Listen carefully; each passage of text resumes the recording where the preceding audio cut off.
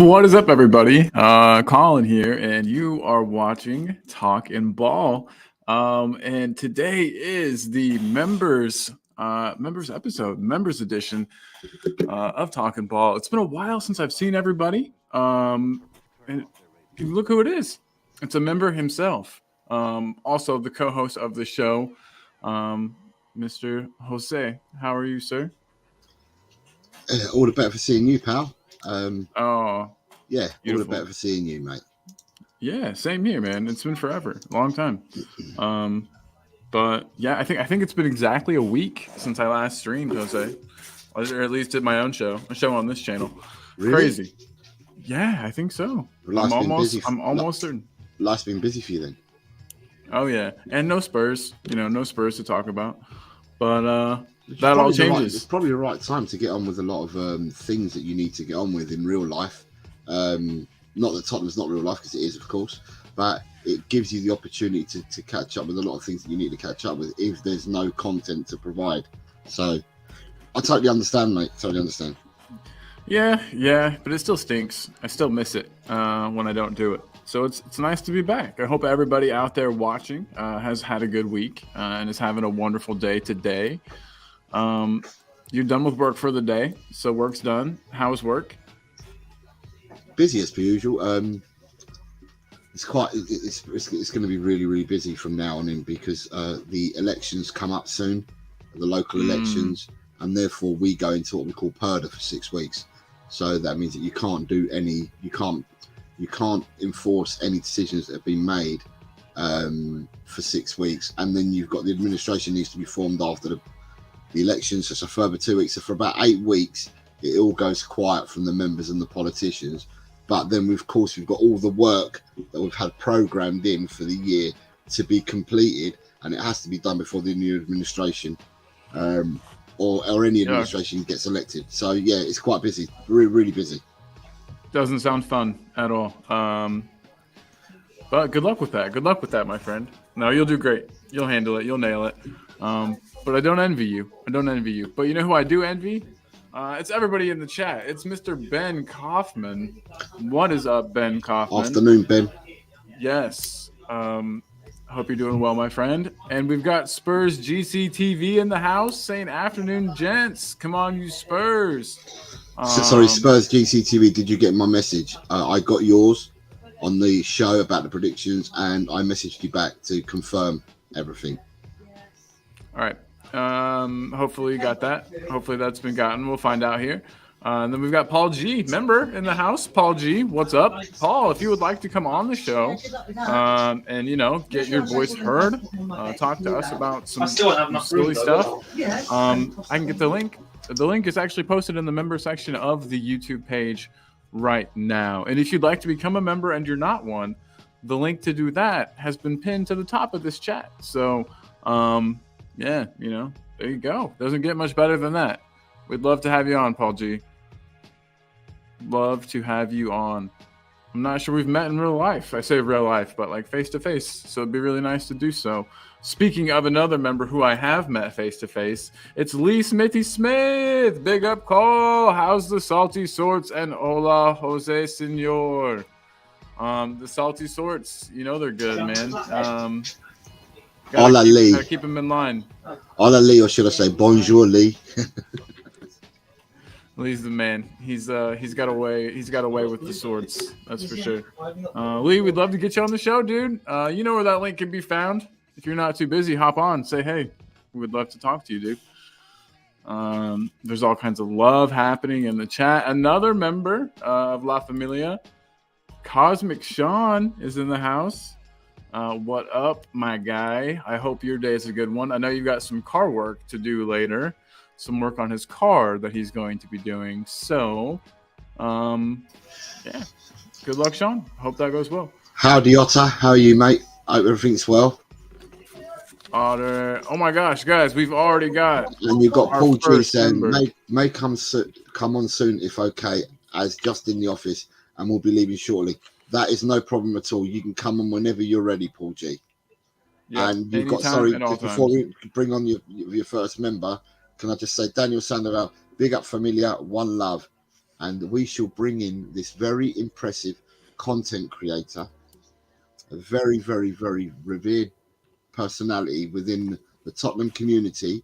It's the one and only, our lovely Mia. What up, Mia? Wow, what an introduction. I don't know if I'm worthy of that, but thank you guys. He's the introduction guy for sure. He's really good at them. Mia, it's good to have you, though. It's nice to see you. Yeah, it's been a while. It feels like because we didn't have a game last week, everything was like a bit quiet. Do you know what I mean? I was a bit quiet as well. Just nothing really to talk about. I didn't even keep going over the Wolves game because it was driving me bonkers. I was a bit like, I'm done with talking about this. Like, we've spoken about it now. I want to forget about it. Forget about it. Yeah, we were the same way, Jose and I. No, for sure. You can only beat the same dead horse for so long until it's just like, hey, what are we doing here? Why are we still beating this horse? This horse is dead. Why are we beating it in the first place? There's all kinds of questions I have with that expression, but yeah. So the horse has been beaten. It's dead, and now we've got Palace at the weekend. Yeah. Are you excited? That didn't sound excited. I'm a bit anxious because I really want us to obviously win the game. I'm a bit nervous because I know it's going to be a tough game. And I just think that because the fans are getting so irate, and I'm a bit concerned that if fans keep piling on Ange, that something's going to be done about it. So I don't want the fans to turn against Ange. So we have to win this. I really want us to win it because I think that people are getting on his back unnecessarily, in my opinion. Because I don't know what people really expected in our first season. I keep saying this, expectations are way too high. At the end of the day, for me, I said 6th, 7th, and I will stick to 6th, 7th as my aim. If we get more than that, it'll be above my aim. So for me, the bigger picture is we're doing well. Let's assess it at the end of the season and see what happened. We can criticise individual games. I get it, and I'm all for critiquing individual games, individuals within games, and obviously the manager within a game. But people are just going way over the top over a loss against Wolves. Like, I just think it was way too much. The amount that people kind of spoke about it and the way people sort of discussed it as well. So I do think this is important, and I'm a bit nervous. I'm not going to lie. I get that. You hit on a lot of good points there too. The unnecessary stick that Ange is getting, just over recent matches. Yeah, a lot. This game is important, 100%. And speaking of important people, we've got another member who's here. Elias is in the house. Elias, what's up, man? How's it going, dude? Yeah, doing good. I was just about to sleep actually. Then I saw that you're live, so I thought, okay, let's just hang out with you guys for a while before I go to bed. Party over at Talking Ball. Don't go to bed. Time to party. Yeah, man. Yeah, man. Keep running. Yeah, so I thought that I think I'll have a good sleep after I go to Talking Ball. Yeah, I came over. There you go. Exactly. Perfect. Well, hey man, it's good to have you. Mia was just talking about, and I wanted to talk about too, the importance of this match this weekend against Crystal Palace. Are you of the same opinion as Mia that it's a very important match, especially with the recent results and the fans starting to sort of get on Postecoglou's back? Oh yeah, 100%. I think every match is sort of like an important match at this stage of the league when you are like entering March, April, May. Like this is the business end of the season. So I would say that the Palace match definitely is. If we are like looking at the Champions League spots, this match is quite crucial, because I just realized that actually the fifth place isn't guaranteed a Champions League spot as of yet, because I think Germany and Italy have the higher Spain? coefficient. Yeah, Germany and Italy, if I'm not mistaken, Germany, due to okay. their good performances in the European competitions, they are the ones actually who have the lead over for the fifth spot Champions League. So we aren't standing a good chance right now. So if we want to qualify for the Champions League, I think we have to get over Villa, and Villa are like right now 2 points ahead of us. And we do have some tricky games in the final few games of ours are quite tricky. Like we have to play Arsenal, we have to play City, we have to play Liverpool at Anfield. So those games are going to be tricky. So I guess now when we have those easy games, or mediocre games, I would say no game is an easy game in the Premier League, where there are chances. I think we should go all out and grab all those chances. Like don't treat any game as like easy. Yeah. For sure. Do you think though that there's any risk of like Postecoglou's job getting in any unnecessary trouble because of fans getting on his back? No, I don't think so. That this season is Right. that season where you will see Postecoglou's job getting into any sort of trouble. However, I'm not sure about next season, but I do feel that some fans, they are kind of like getting a little over the ball. Like I think like we all are forgetting that this guy, he came in and he had to face like one of the worst possible scenarios, like getting out his best striker. Around him the whole team was built, and then he had to bounce back from there, and he won 3 Manager of the Month awards in a row. Like that run, and I think if you look at it as well from there onwards, since the Chelsea games, we did drop a few games, but I don't think people have realized that actually in the last 10 games behind Arsenal and sorry, not Arsenal, even Arsenal is worse off than us. Behind Liverpool and Man City, in the last 10 games, we have had the best results in the Premier League in terms of the points that we have received. Yeah. That's awesome when you put it into that context. I don't feel like a lot of people are looking at it that way. Mia, did you know that? I didn't know that. No, I didn't actually know that. But do you know what, right? People, again, they don't really want to give context, though, because it's like we lose a game and it's so much drama. Then we win a game and everyone's like, okay, we won a game, but it's okay, meh. Then if we like draw a game, lose a game again, he'll go back off that cliff edge. Like I say, we just have to give him time. We have to give the manager time. We can't Some just people allow make ourselves to run away with ourselves, you know? Yeah, some people make some people's whole thing is having the emotions on a cliff edge, though. So I get, you know what I mean? I get how it happens. Listen, I get that the game is an emotional thing. Like I get emotional and passionate about my team, of course. Like, of course, I get very passionate, and no one's going to say to me that I'm not allowed to be passionate or be emotional about my team. Like I wouldn't tell anybody else not to be either. But what I'm trying to say is just sometimes it's just a bit like one extreme to the other. There's like not much balance in the middle. I agree with that 100%. 100%. Jose, we haven't heard from you though, my friend. Right. So the analogy that I gave. So yeah, I understand Mia and understand yourself, Colin. I've not been doing too much other than I've come up, I've done a mop-up show, and I've been doing some shows because of the predictions. And basically, there isn't much to talk about. But what I've said for me is these 2 weeks, and the analogy I use is these 2 weeks, all the scripts are being given to all the players. Yeah, the players have all got a script, and their script is on what they do on the training pitch. And from their script, the casting will be over the next 13 games. And those people that read the scripts correctly and those people that cast correctly will be in the production, which is the big film, which the production is next season. And they will be in Postecoglou's thoughts and squad for next season. There's a lot going to be done between now and the 13 games. Every single one of them is important to us. And every single one of them is important to us, not only the results, but the way we play, the style of football that we play, learning them patterns of play and transferring whatever we're doing on the training pitch onto a match game scenario. And yeah, so for me, these 13 games are important. We need to work as hard in the training pitch as we have to on the pitch, because we have to transfer all our learnings and all our teachings and everything were being coached onto the matches themselves. And that's what I want to see. I mean, for me, at the end of the day, yeah, we all want to win every single game. We want to go out and batter teams. And I'm no different to everyone else. We all want to do that. But as Mia says, context.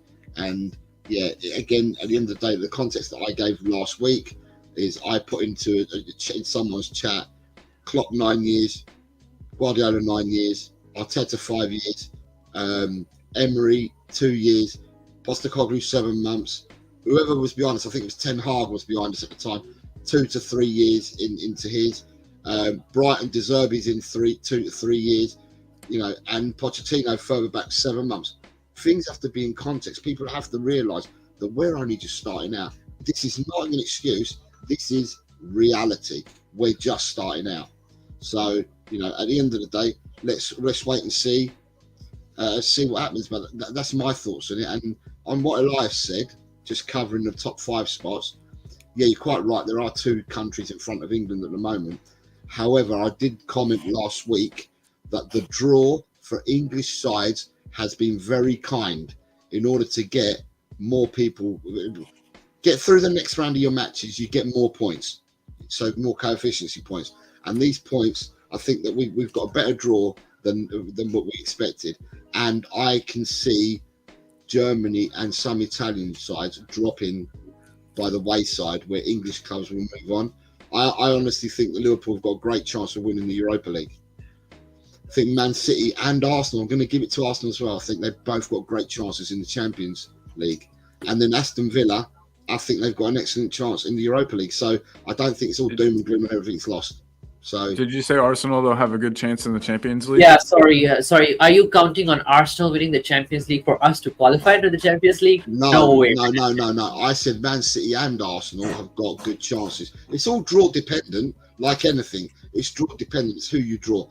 I mean, Man City are the overwhelming favourites. The two best sides in that competition for me are Man City and Real Madrid, right? But there's other teams that can make the semi-finals at least. I mean, Arsenal don't have to win it. They can, if they got to the semi-finals, then that's at least 2 more rounds, and that's more coefficient points. Do you see what I mean? So, but yeah, they're my thoughts on what you guys have been talking about up until now. Can I be controversial? I always love your thoughts. Yeah, Can I be controversial and say I don't want to get in Champions League because I don't think we're quite ready for it. I'd rather get Europa. I never said that. I get where you're coming from. I never said that we'll get to Champions League. I just said. Oh no, I'm just saying. Comment on the top 5. Yeah. Yeah, no.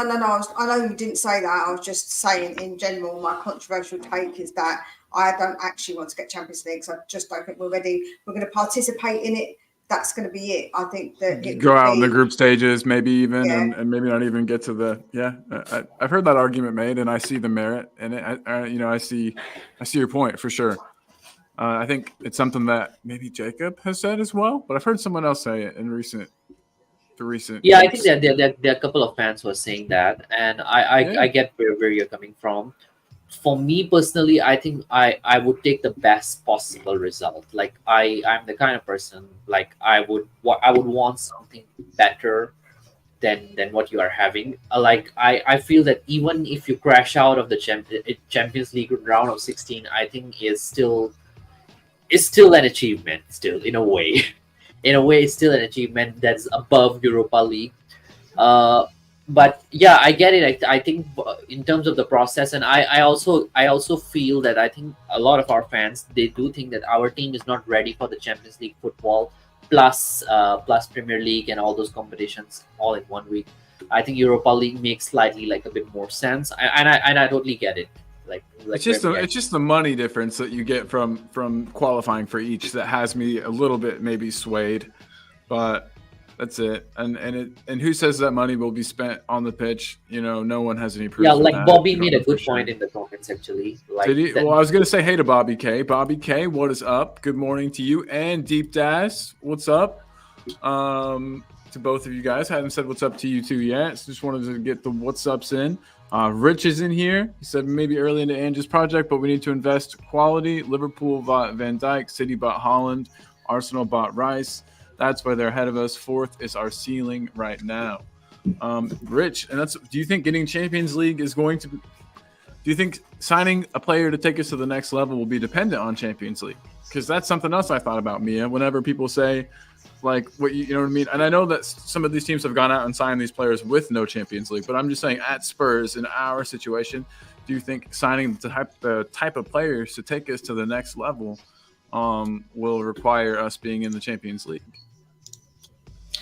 Do you know what? With the level of player, people were talking about some sort of like we need to get elite players. Now, I get it, but I just don't think those players are going to come to Tottenham. I'm going to be honest, because they're like more likely to go to other teams. I always see like there's a tiering system with players coming to teams, and I think a really elite player isn't going to come to Spurs. I just can't see it happening. But I do think there's good players out there with potential who are older. Become elite. Yeah, like for me, like, do you know, like maybe not a real youngster, but a player that's good. And if they're coached right, can be very, very good. Do you know what I'm saying? I think that Postecoglou has got that in him to do that. So elite players, I just don't see us getting an elite, what people might class as an elite player. We do spend money on players. That's a falsity when people say we don't spend big, because we have spent big on players. But every time we spend big on players, it seems just being messed up. So I do think we've got to scout. It's got to be, do you know what it is for me? It's not about elite players. It's about getting the better players that they can see potential that Postecoglou wants. That is vital. It's got to be a Postecoglou player he wants, and he can see that potential in that he can make better. I think that for me is the most important part. Boom. Maybe like a player that was once great or elite that maybe now is a bit older. I heard you mention like older. I think that's a possibility. Older, but what I'm trying to say to you is that there's players that are still in their prime. When you look at someone like Luka Modric, I'm not saying we can get Luka Modric back, or we would want him back, but when you look at a player like that who still keeps himself fit, in good shape, there's no reason not to get a player who's slightly older with more experience that we could still get. Or, like I say, just someone that little bit older than 21, 22, you know, someone who's 27, 28, someone with that a little bit more experience about them. I think that would be important within the team, to have that little bit more know-how and a little bit more experience. And I think that will help massively. So can I? Yeah, but I personally think that when you go to a Europa League and all that, it's very obvious actually the kind of players that you get from there. It is a progress definitely, but I don't think that our fan base or generally is one of the most patient fan bases when it comes to that sort of a process. If you look at it actually from Arsenal, the years that when they were in Europa and when they were not even in Europe, I think they really struggled like attracting the good talent, and I think it was a very gradual success. And now only when they've come into Champions League, you can start to see that they are attracting like big name players like Timber, Rice, and whoever they bought. It's that gradual process at Spurs. It will take a long time. If we were to like go into the competitions like Europa League and all that, it will take us 6-7 years, guys, seriously, to be at that level when actually we can compete for trophies. That's my only concern when I see us in Europa League and all those competitions, because we aren't that kind of glorious. We aren't that kind of a club that is already attracting players, unlike Liverpool or Chelsea or even City. We have to have that sort of Champions League attracting element in order to even get some decent names in at our club. But why not say the Europa League could be our lead to the Champions League? We go out, we take it seriously, and bloody win it. Like, and then go to Champions League next season. And then get Champions League, next season Champions League. I just think that like everybody has got kind of maybe a set like sort of mindset. Sometimes you've got to let your mindset flow a little and understand that at different points in different teams, things happen, things are developing, things are changing, and you've got to give it a little bit of time. And I understand that you're saying that people aren't patient. Well, I don't really understand what people are going to do. At the end of the day, you support your team, right? So I supported my team through thick and thin. I've not stopped supporting my team when we've been really bad back in the day, and it was a bit shameful for me to support Tottenham. I never used to want to say I supported Tottenham because it was like the better shame. Like me and my friend that I sit next to at school, we used to support Tottenham. We used to whisper about Tottenham because like you don't want to say you support Tottenham because it's like that Bella shame. But at the end of the day, I just think that people need to have patience because the only time that it has worked is when patience has been had. Klopp had patience. Pep had patience. Even with, I don't want to say it, them look down the road, they did end up giving him patience, and look what happened. So, and even when we had Poch, we had to give him patience, right? He nearly got sacked, and then he didn't get sacked, and then look what happened. People just have to realise that you do have to have that because that's the way it normally is. The best way to get it to work is that patience. Yeah, I understand, Mia, where you're coming from, but I think if we go into Europa League at this stage, I don't think we will win it. Actually, we don't have a squad good enough to actually win Europa League. I'll be honest with you. At this stage as well, the European clubs, even most of the German clubs and even the Italian clubs, the way they have done their projects, I think their projects are way more better than what we are doing. Is a very minor chance that we will actually even win it. And when you talk about like clubs that had actually patience to build, I think those clubs, while they were building as well, they were constantly qualifying for Champions League to attract some top talent as well. On top of that, they are traditionally the football powerhouses as well. They win things and they have that past already to back that sort of like a profile for players to come in, like Manchester United, City, Liverpool. They were all like, while even Klopp, Pep, they all in their first few years, they've already qualified for the Champions League. I personally think if Ange doesn't get Champions League, there's going to be a lot of pressure on him next season. That's just right. Can I just say that Tottenham announced just a few minutes ago now that there's been changes to our fixtures for TV coverage in April. So 3 games have been changed in order for TV coverage, and that's on Tuesday the 2nd of April. West Ham versus Tottenham will now be at 8:15 kickoff and will be televised. Monday the 8th of April, Tottenham versus Nottingham Forest will now be televised at 8 o'clock in the evening, so that'll probably be on Sky. And if it's an 8:15 kickoff, I would have thought it might have been Amazon, I'm not sure. And then on Saturday the 13th of April, Newcastle United Tottenham has been now changed to a 12:30 kickoff, and that will be either for BT or Sky Sports. So them 3 games have been changed, and they're now all televised games. Interesting. Is anybody up in arms about that? I'm mad. I don't want them to be. I don't want them to be televised. Well, do you know what? In America, and probably for you as well, Elias, you can probably get to see the Tottenham games. That's so true. Even when Mira and myself and people that are over this side of the pond and this side of the water, we only get to see the games if they are at them ridiculous times that I've just said. Oh, okay. Yeah. Because then they'll be on Sky Sports, they'll be on TNT, or they'll be on Amazon. They'll be on channels that we can watch it on. Other than that, we have blackouts on games and we can't. So the last 2 games Tottenham have played,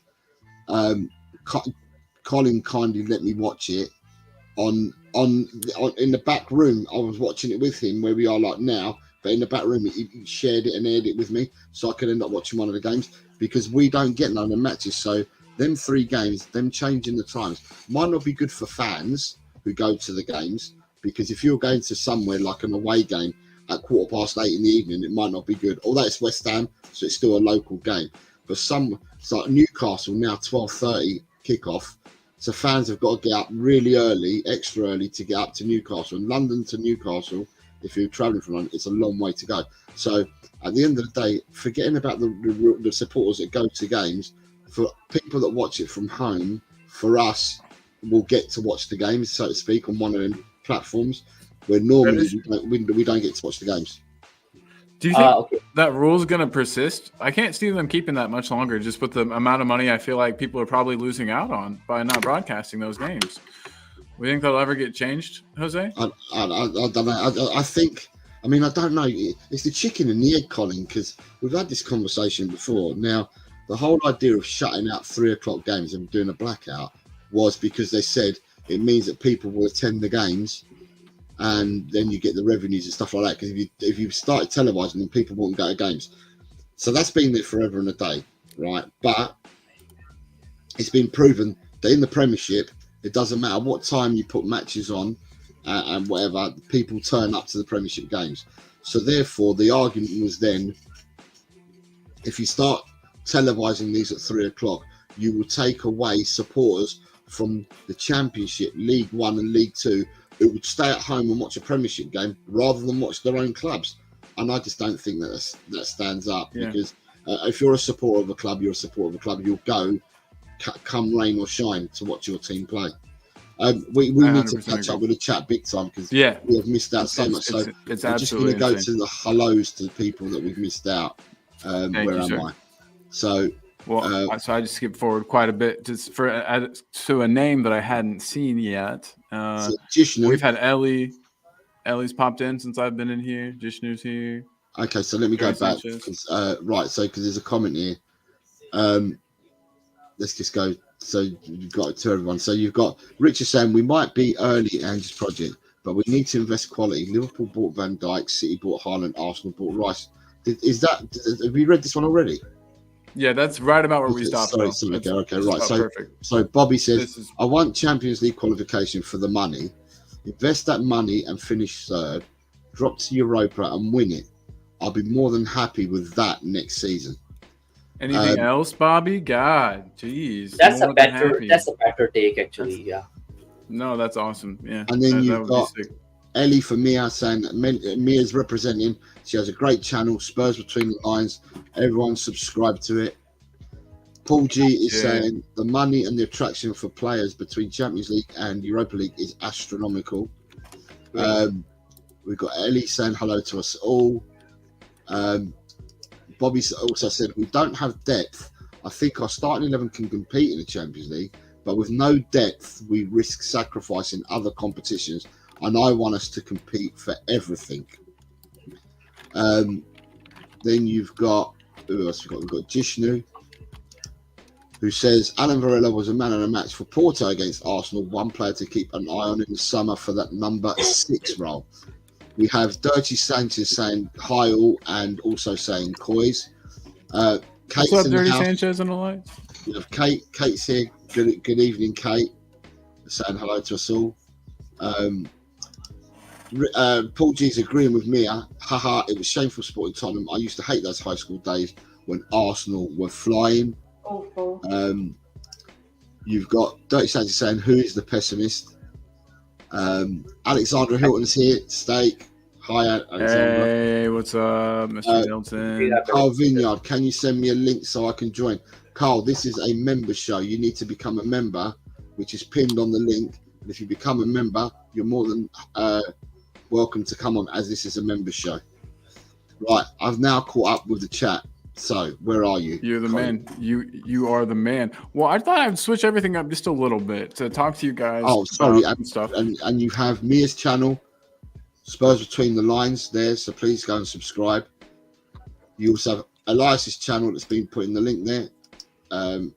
Thanks. My thing clicks and allows me to do it. There we go. So you got Elias at Step Up Spurs, and you also have mine, Eltel Cockerell. I will say that I was on 196.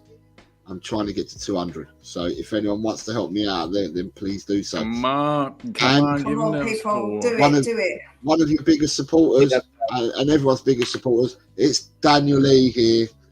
Daniel, what is up, Daniel? In all our chats, Daniel gets involved in all our chats. Daniel's always there. What do you have next for us, Colin?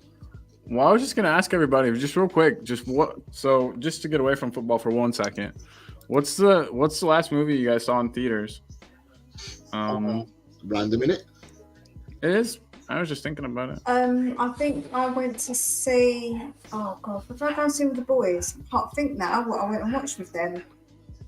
Oh, it was the new the Avengers one, the Star-Lord in it. I can't remember the name of them. You know what I mean? Was it awesome? Yeah, it was alright. Yeah, it was quite funny. The boys enjoyed it. That was the last time I went to cinema. I haven't been to cinema for ages. I haven't been in a while. Well, actually, no. I think I did. Okay, I have to change my answer because I did go more recently than I thought. What about you, Elias? The last Hollywood movie or any Joe? anytime. Like I watched Bollywood, I think recently. There was one That is movie so I just cool. watched like a month ago or something. The last Hollywood movie I think was Avengers. I watched the Spider-Man, the No Way Home, or the one where all the three Yeah, Spider-Man. What was it? The No Way yeah. Home. I think Was it No Way Home? that's the one. I think that's one. So there's that one that's come out, right, with all the Spider-Mans, and then there's like the cartoon Spider-Mans that have come out. Yeah, I think it's No Way Home. It's No Yeah, Way it's Home. No Way Home. So I watched No Way Home was the last one that I watched.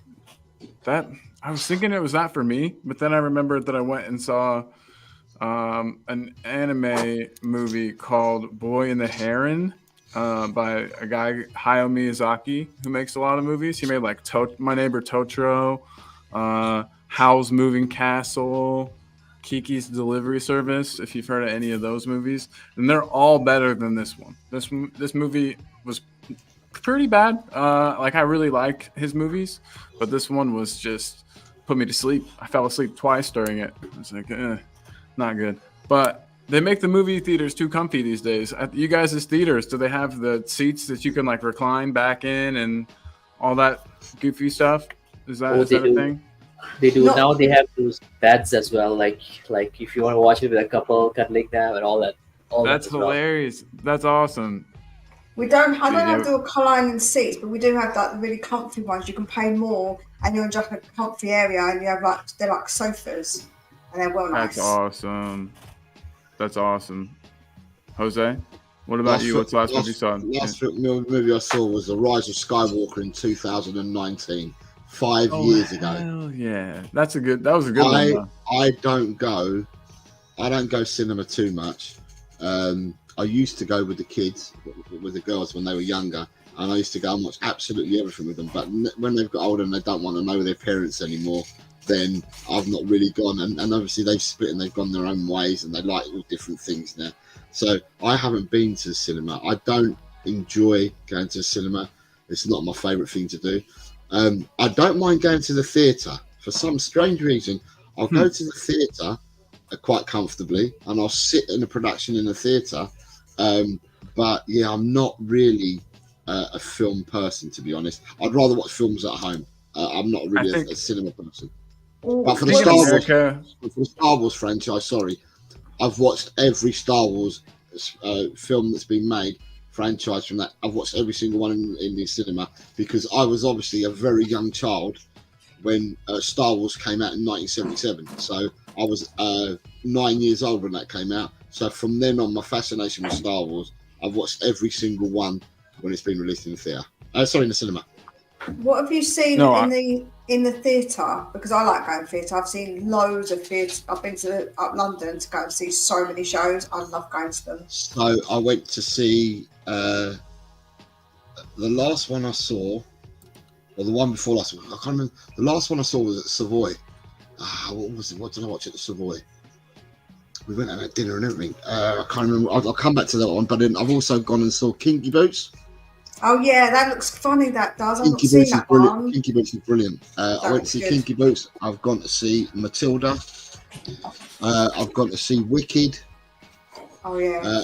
Victoria. I think Americans. Victoria. I think Americans have an aversion to theaters because of the assassination of Abraham Lincoln. I think that we just are afraid of that. We're afraid now. Like, you know what? Do you know what I've seen? Germany. I've seen Greece about 4 times. I loved Greece. Dirty Dancing, Beauty and the Beast, Charlie and the Chocolate Factory. God, I've seen so many. We Will Rock You. Absolutely love the theatre. Joe, my favourite thing. I need to get into it. Joe, my favourite thing I've ever seen, which is not theatre technically, but I went to the Royal Ballet and I saw Romeo and Juliet, and that was the most beautiful thing I've ever seen. I loved it. That's awesome. It sounds awesome. Wow. Very cool. Very cool. The King and I was the last one I went I went not long ago to watch The King and I at the Savoy Theatre. That's what I went to watch. The King and I. So some of the ones, a lot of them I've seen the films. Some of them I've read books, and I've gone to see them. And I've enjoyed it. I enjoy the theatre for some reason. I don't know why, but I enjoy the theatre more than going to cinema. It's very I feel like it's British, the theater. So that's it. You know. I don't know. You got the theater. You got the theater in Broadway in New York as well. Carl, what's going on? I've been to New York and watched theater in New York as well. Many movies. And I've done and I've also I saw what was that one with Alexander Hamilton? Yeah. I saw that one, right? I saw the one where they rapped. It was great. It was fine. So Swifty's in the house though. Big up Swifty. You got Paul G saying Shawshank Redemption. I changed it to favorite movie. So yeah. You got Mark Swift saying hello to everyone. Sorry, I'll come back to you in a second. So stay humble. Hello lads, watching from work, so I'm in and out. Dekaru's here. Hi Dekaru. He says, my one trip to Europe, I saw Tommy in London. A guy we've not seen for a while, Rakesh. Whoa, Rakesh, what's up, G? I hope you're well. It's been a while. You've got Pramvat. Hi, guys. What's up? Hi, Pramvat. How are you? What's up? And you've also got... So I never know how to say if it's Kismat or if it's... Yeah, this is the guy who's on Ash's show. He's at India Spurs. He was on Ash's show. We have this conversation every time. You'd think I would remember. I'm a terrible person. I'm writing it in my notes. Yeah. So hi to Kismat. I will get your name. What's up, Kismat? So hello and welcome. And see that you're a member. If you want to come on, you're more than welcome to Dekaru. If you want to come on, you're a member. You're also more than welcome to come on. The links in the community channel. The links in the community page, and it'll bring you straight onto the show if you want to come on and have your say. Can I just say at this juncture that what Colin's done today is a first out of any channel that I've ever supported or been on. I've never known this to happen, but Colin is doing 2 member shows. He's doing one member show now at 4 p.m. GMT, and he's doing one in 8 hours' time at midnight, so he covers Australian people and Asian people and that as well, and obviously the North American people as well. I don't know how many Europeans are going to get up at midnight, but Colin's doing 2 member shows. So this is the first of 2 member shows that he's doing in an 8-hour period. So just wanted to let everyone know out there. And then you've got Gio Raya.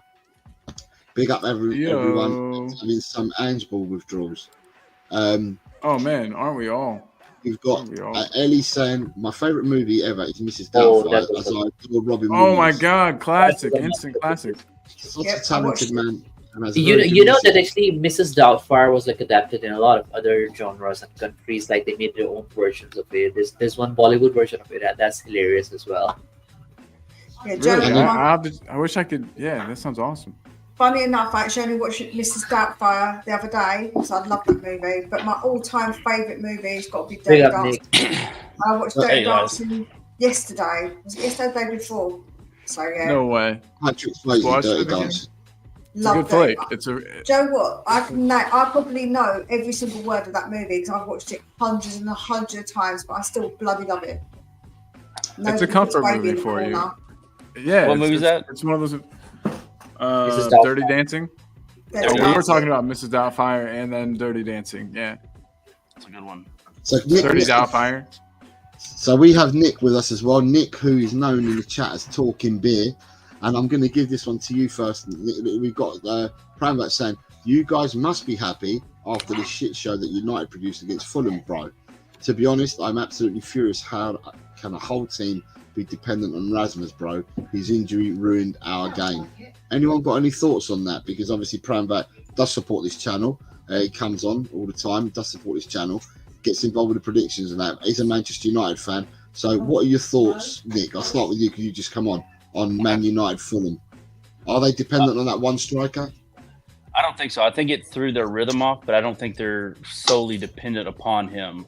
But, when you lose a key piece like that, you're going to form will go down or from those around you. Well, I'm stuttering like crazy. Form will go down around him, but I don't think they're solely dependent upon him. In fact, I think they could be just as good without him, but I think everything so far has been building, and they actually reached a point where they were playing really well.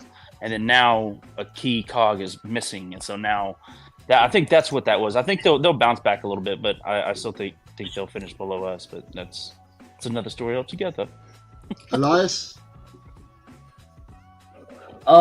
Yeah, I guess so, sort of like it's a good one for us because like I mean if they come behind our net, I guess that kind of like puts a lot of pressure on us as well. And regarding Rasmus, I don't think they're too dependent on Rasmus. I think they will here and there. I think they'll have some lucky victories. Yeah, I guess even with Rasmus, they aren't doing like really great. To be honest, I don't really rate that guy. I think him and Guy Havertz, like he's that kind of a player right now. And from what I've seen in United, I don't rate him. I'll be honest. Mia? I don't think they're relying on him, but I think because he's the only one sort of doing something at the moment, and without him, they're all a bit lost because they're not really connecting as a team. So he was kind of last few games doing something and scoring those goals. So whilst I don't think they're like super reliant on him because he hasn't really done much overall, I think that they are going to miss him because he's the only one who seems to be stepping up at the moment. And they look in a bit of a 2-8 without him, don't they? Let's be honest. And if anyone knows Cockney Ryan slang, 2-8 state. Yeah, they do look a bit out of sorts with it. Out that person who is stepping up and getting those goals against Fulham. Fulham like fully deserved to win that game, man. They were absolutely shocking, Man U, absolutely shocking.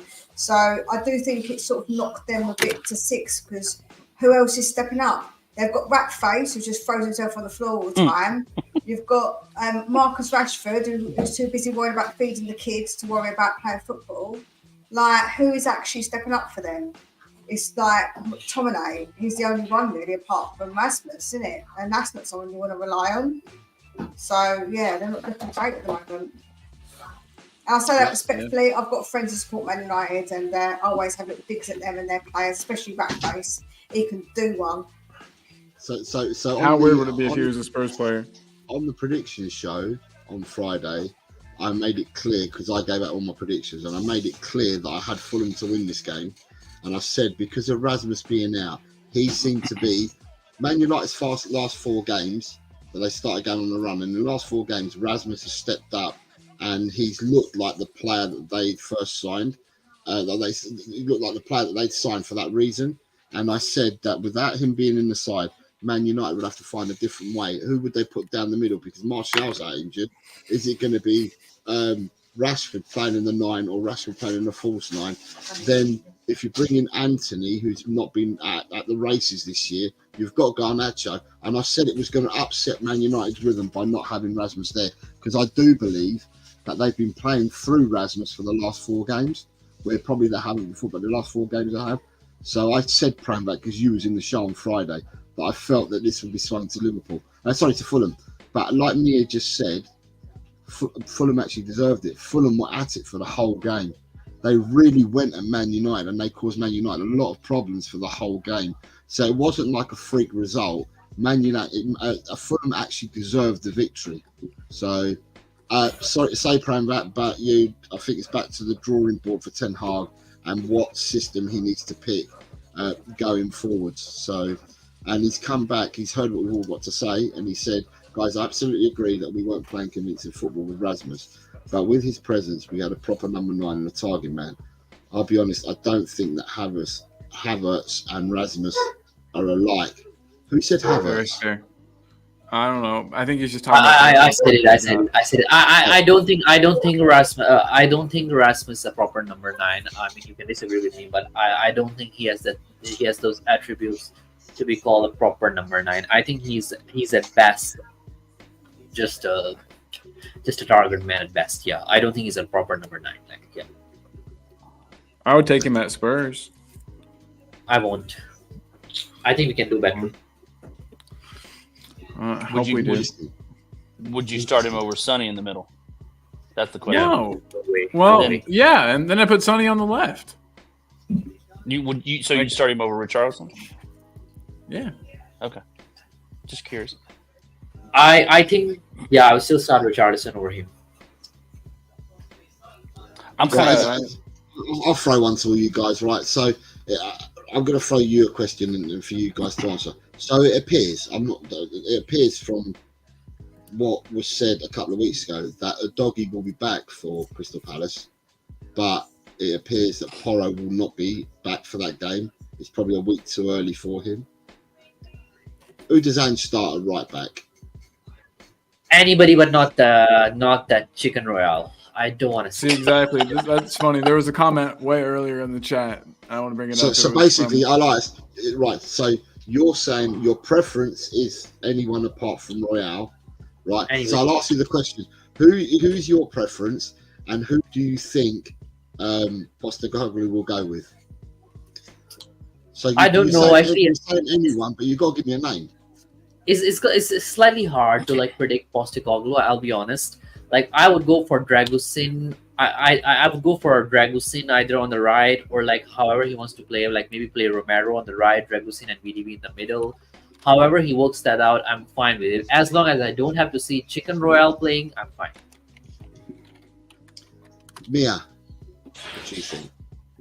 I think that he will start Royale, but I would prefer Dragusin because I think Dragusin there would be decent. Because the thing is that they're important in what they do, and I just don't think Royale's got it in him when he's going forward. So unless you don't invert him and you just invert Adobe, that's the only thing you can do, and not have that side inverted as much, and have someone else go forward a bit more. And maybe one of well, Romero goes forward most anyway, but I think that's something you can do. But I just think that he's not going to do that, and I think he's going to play well. I really do. So just before I come to you, Nick, it's Sam from Stateside Lillywhite. People give this man a view as well at Stateside Lillywhite. He's only just started out. I think that I subbed him yesterday, and he had 20 subs. And when I looked this morning, he's now on 25. So he started his own channel now. He's done three shorts there already. So yeah, if people want to show the love, go over to Sam at Stateside Lillywhite. Nick, as we were saying, back to you now. Same question to you, mate. I think Emerson will end up getting the start. Do I prefer him? No. This is probably why I don't have the job. I'd probably do something crazy. Like I'd put Kulu back there because he's better through the middle anyway, and that inverted role tends to be in the middle anyway. And he's decent enough on defense and has decent enough pace. I think he would be a better option than the other two, but that's just absolutely insane, and I know that. But that's probably why I'm not in that position. Because we really I think it's a good idea though. In principle, it is, yeah. In Football Manager, it's pretty American idea. It's pretty American idea, so that's why I liked it. Yeah, fair enough.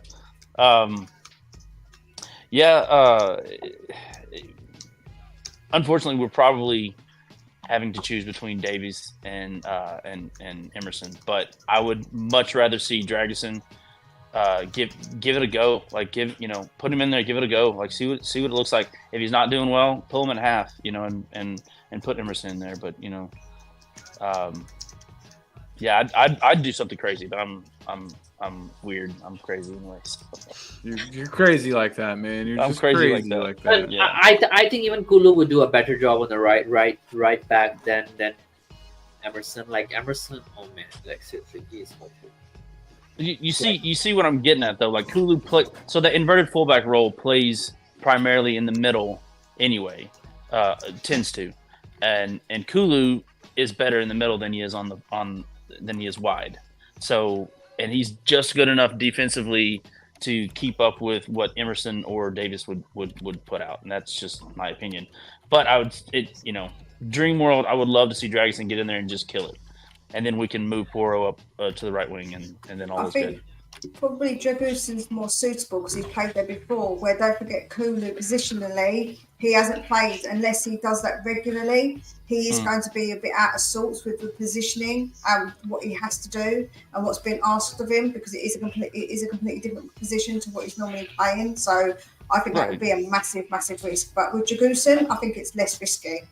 Yeah, it is. Yeah, you're right. Has Dragoosen played inverted role as a fullback, or does anybody know? I don't even think he's played fullback. But he played fullback, yeah. No, he has. He hasn't played as like a traditional inverted fullback, but he has played definitely in the number 6 role before. So if he has played that role, I don't think it should be that tricky for him to play as an inverted fullback. Do it then. Let's see that. It won't happen, but unfortunately. Yeah. So Rich has put a comment here saying Conte said Kulu could play right wing back when we bought him. Okay, so then definitely don't put him there. You've got audio artisan saying afternoon peeps. And then sorry, you got audio artisan saying afternoon peeps. And just to let people know again, I've put it in there. Get your memberships and become part of the show. We have member shows weekly, so member shows will be every Tuesday. There'll be a member show. Today we have 2 member shows. This is the first one, and the second one will take place in 7 hours' time. So I don't know whether it's a thing that Colin's going to do going forward, doing two member shows on a Tuesday. But every week there'll be a member show on Tuesday. So if you want to get your memberships in, that's the quickest way that you can come on, like these people on the screen now, and have your say and support Talk and Ball. I appreciate you, my man, more than you know. You are the best co-host ever. But so Mia was just getting ready to say that she had to go, I believe. Yes, unfortunately, again, I've got to feed those blasted children. Well, after you finish feeding, you don't have to. After you finish feeding, we're still going. You can pop back on now. Yeah. If you're still going and I can, that's no problem. I will pop back on. But yeah, like I say, unfortunately, I've got to go and do dinner. Yeah, well, and we're going to throw your link up here. Let's get people over here to Mia's channel, to Spurs Between the Lines. She does excellent content and also does member shows as well. And she does shorts on a near enough daily basis as well. So, get onto her channel. Yeah, get onto her channel, YouTube, Spurs Between the Lines 1. Stateside's right, 50 likes, the kids don't eat. So you better get liking and stream. Come on, the kids don't eat. You don't want them not to eat. They're angry teenagers. Lamb. It'd be lamb tonight for the boys. Oh, yum. Boys, your boys are very lucky. Lamb. I've never eaten a lamb before. Give me a few hours. I'll be over there. I've never had a lamb. That sounds delicious. Hours going to the UK, yeah? I love lamb. I'll have to try it when I'm there. Yeah. Listen, what's that? Of course lamb. I like lamb. I'm Greek. We eat lamb. You don't eat meat, I cook you lamb. That's what we say. Like everyone in Cyprus, lamb's a regular normal thing that we eat all the time. Lamb's lovely, and when it falls off the bone as well. Oh my god. Delicious. Oh, it's different class. It is different gravy. Oh, you. All right, but hey, Mia, it's been a pleasure having you, and I'm always hungry after shows at this time. I'm always hungry after shows at this time. But thank you, Mia. Everyone, head over to Mia's channel, subscribe and like and all that beautiful stuff, and hopefully we'll see her back soon. Yeah, I'll speak to you guys soon. Thanks for having me. And make sure you all smash the likes. Good to meet you, Mia. Thank you. Bye. Bye, Mia. And then there were 4. This show just got a whole lot less sexy. No, I'm just kidding. It actually maybe got a whole lot sexier, depending on how you're looking at it. But yeah. So guys, I have a few more. Oh man, look at this. Look who's here. Leo. Big up, Leo. What up, my homie? Leo is in the house, everybody. Leo, remember from last time, Leo is a member, not quite in the traditional sense, but in the sense that his card would not let him. So he super chatted us for a month's worth of membership. So I have to add him to the list earlier. But Leo, you know what that means, man. I'll send you the link. I forgot he can't get it in the traditional way. What time is it where Leo is? I think it's like 9 a.m. in the morning. 10 a.m. Yeah, it's 9 or 10, depending. Although Leo prefers the later on time, doesn't he? He does. Yeah. Yeah, So Leo, Leo, you might like the other show more. We're back on in 7 hours time, or Colin's back on in 7 hours time with the second. You said show we. of the day. You said we. That means you'll be there. Yeah, but I'm not going to be up at midnight. I'm going to be going. I'm going to go work tomorrow. So we'll do it at midnight, not tonight. I'm just kidding. I get Come it. on. I get it, buddy. I may come on again if like the show prolongs a bit. Yeah, let's see. Sweet. Yeah, man. Yeah. Elias, what time is it there? It's like 1 a.m. here, 1 a.m. All right. Dedicated. So, do you guys think that we are going to see any kind of a new manager bounce from Palace this weekend? Bring it back to the weekend in Palace. That manager is good, guys. That Oliver Glasner guy. I think the Palace has gotten like the best possible manager they could have actually gotten. Mhm. Before actually we hired Ange, he was one of the options that I would have actually really taken at Tottenham.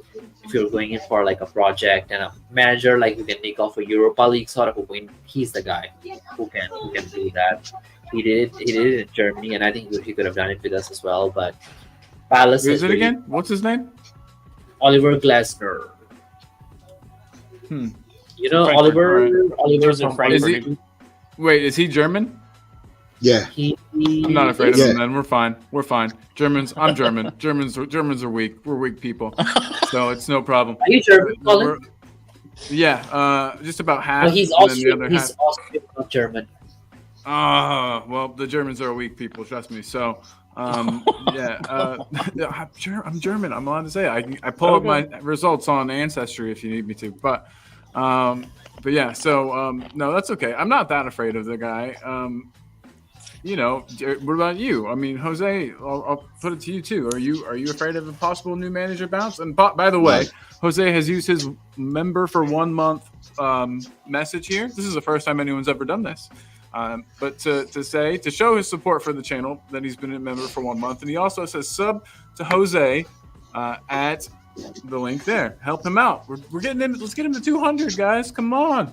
So Jose, I'd sub close. twice if I could, buddy. He's so Yeah. close. so 2 people have subbed today, Come or since I on, started. guys. I've got to 198 now, so I'm too short. Hell Oh. yes, guys. Holy shit. If you're watching this and you haven't subbed to this man's channel, he's 2 subs short of fucking 200. Just help him do it. And I tell you what, Right. that's just to get to 200 has been an absolute miracle because it's taken me so long because I stepped away from the channel. So Yeah. Yeah, I understand that feeling. yeah, so I've stepped away. You know when you like step away from your channel for a while, the algorithm is totally messed. Like I'm feeling those just these days. I took like a 1 year break from mine and it destroyed everything. So yeah. And you know what's the Had to claw back. surprising? You know what's the surprising part? Like I don't do any content on my YouTube channel actually, on my Facebook channel, and the subscribers there are like going up like very fast. Like every day I get like 30, 40 subscribers less than a week. So I'm like maybe I Nice. should do dual streams on Facebook then. You should, dude.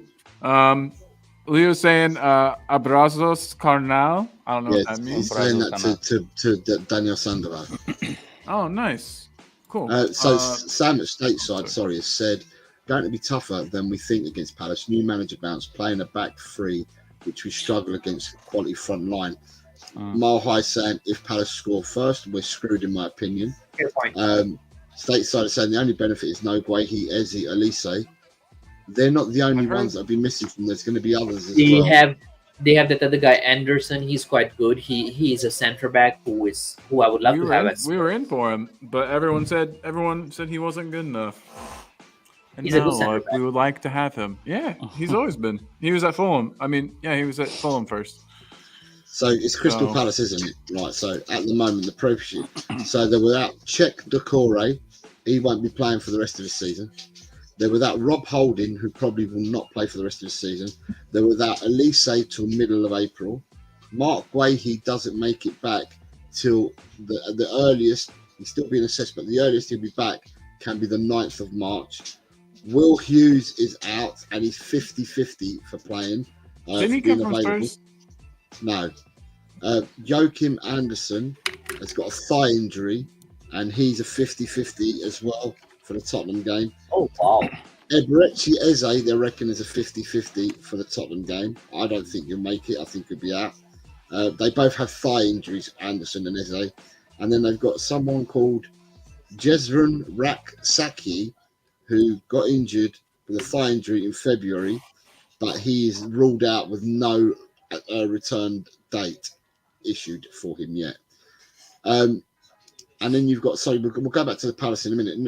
Nick, hi Nick, how are you, mate? Long time no see. The rest of the games, great name, by the way. So he says the rest of the games will be changed for TV. So Liverpool, City, Chelsea, and the North London derby. He believes that further 4 will be changed. He says that West Ham is TNT, Forest is Sky, and Newcastle is TNT. No more Amazon anymore. Okay, fair enough. And then he said, I'm going the night before. It's a 4.5 hour drive. So I'm presuming he's talking about you're going to Newcastle then. Yeah, it's Newcastle. It's a 4.5 hour drive because West Ham and Forest are not 4.5 hour drives. And then he also says it was mainly for lower league games. I don't think it would make a difference for 3 p.m. kickoffs. So this is what we were discussing earlier. I think Nick's catching up with what we were discussing earlier. And thank you very much, Nick, for your comments. Elias, so you're saying that you think with the Glasgow there's going to be a new manager bounce? Or there could be a new manager bounce. Is that right? Yeah, I think it would definitely be a tricky game, given his tactics. But I think given the personnel that's out in Palace game right now, like they don't have Anderson. I didn't know. I thought Anderson was available, but he's out. You don't have Mark Guehi already. They don't have Eze as well. I don't think he'll be available. So I think we can really pressure their back line. And yeah, I think Postecoglou should focus a lot more on the back line. If I were to be Postecoglou, I would actually I won't play Richarlison. I think I'll play the front 3 of Kulusevski, Werner, Son, and Kulusevski. Yeah. If Solomon is fit, I'll put Werner on the right and Sonny in the middle with Solomon on the left. Oh, I think we'd be surprised if Solomon's fit to play this weekend. I reckon that he's got an outside chance of making the bench, but nowhere near fit to play any type of long. You heard me and Nick both get excited. We were both just like, wait, he is? Yeah. He's fit? He's really? No, I actually rate Solomon as a left winger. I think after Sonny, in my opinion, I think he's the best left winger we have. Yeah. I think he's better than Sonny will ever be at football, ever. I think hot take of the day. Nick, what's your take on the Palace game, mate, and this new manager for Crystal Palace? I think he's going to give us fits, but they don't have their top quality players available. So I'm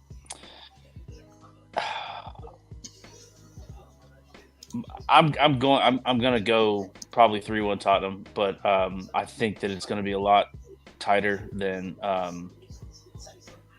That's what she said. That's what she. I think it's going to be a lot. I think it's going to be a lot closer than what the end score will reveal. But the mostly because this new guy is going to get a bit of a boost. He's going to get a bit of a new manager bump, and he's good. He really is. I mean, but he doesn't have. They don't have the fit. They don't have guys on there that are like you just listed them all off. Elise, Eze, Guehi, like all those dudes are not going to be there. So he doesn't have a whole lot to choose from at a relegation side at the moment. So hey, I hate to cut you off. Elias has to head out. So I just wanted to throw his link into the chat and give him a moment to say whatever you'd like to say. If you got any parting words for us, my friend. Yeah, guys. So yeah, you all can follow me at Step Up Spurs. I do like a weekly stream now, either before the game or after the game, just to talk a little bit, because that's all I can. So yeah, if you can, just go over and hit the likes, hit the subscribes, and do all that good stuff. And yeah, I'll have to go and sleep because I gotta wake up early tomorrow. A lot of things lined up. So yeah, I may like if I'm in like a computer or something, I may pop up for the late night Colin for like a few minutes and just come and say hi. Yeah. But sweet, man. Hope to see you. It's been nice having you as always, dude. Thank you. See you, buddy. Thank you. See you, Elias. And everybody, make sure that you step up and subscribe to Step Up Spurs. So it's interesting because Nick was talking, and as Nick was talking, Adrian's coming with his score. Wow. I'm gonna ask you, Colin, because I'm gonna go last on this. But what are your thoughts on this new manager bounce? I don't think that's a thing. I think that players are allowed to like play with a little bit more freedom. There's a new guy coming in who doesn't know him, who doesn't know anything, who hasn't imparted any kind of like rules really yet. So I think all it does is allows players to play with more freedom and maybe express themselves a bit more, which is great and can help teams.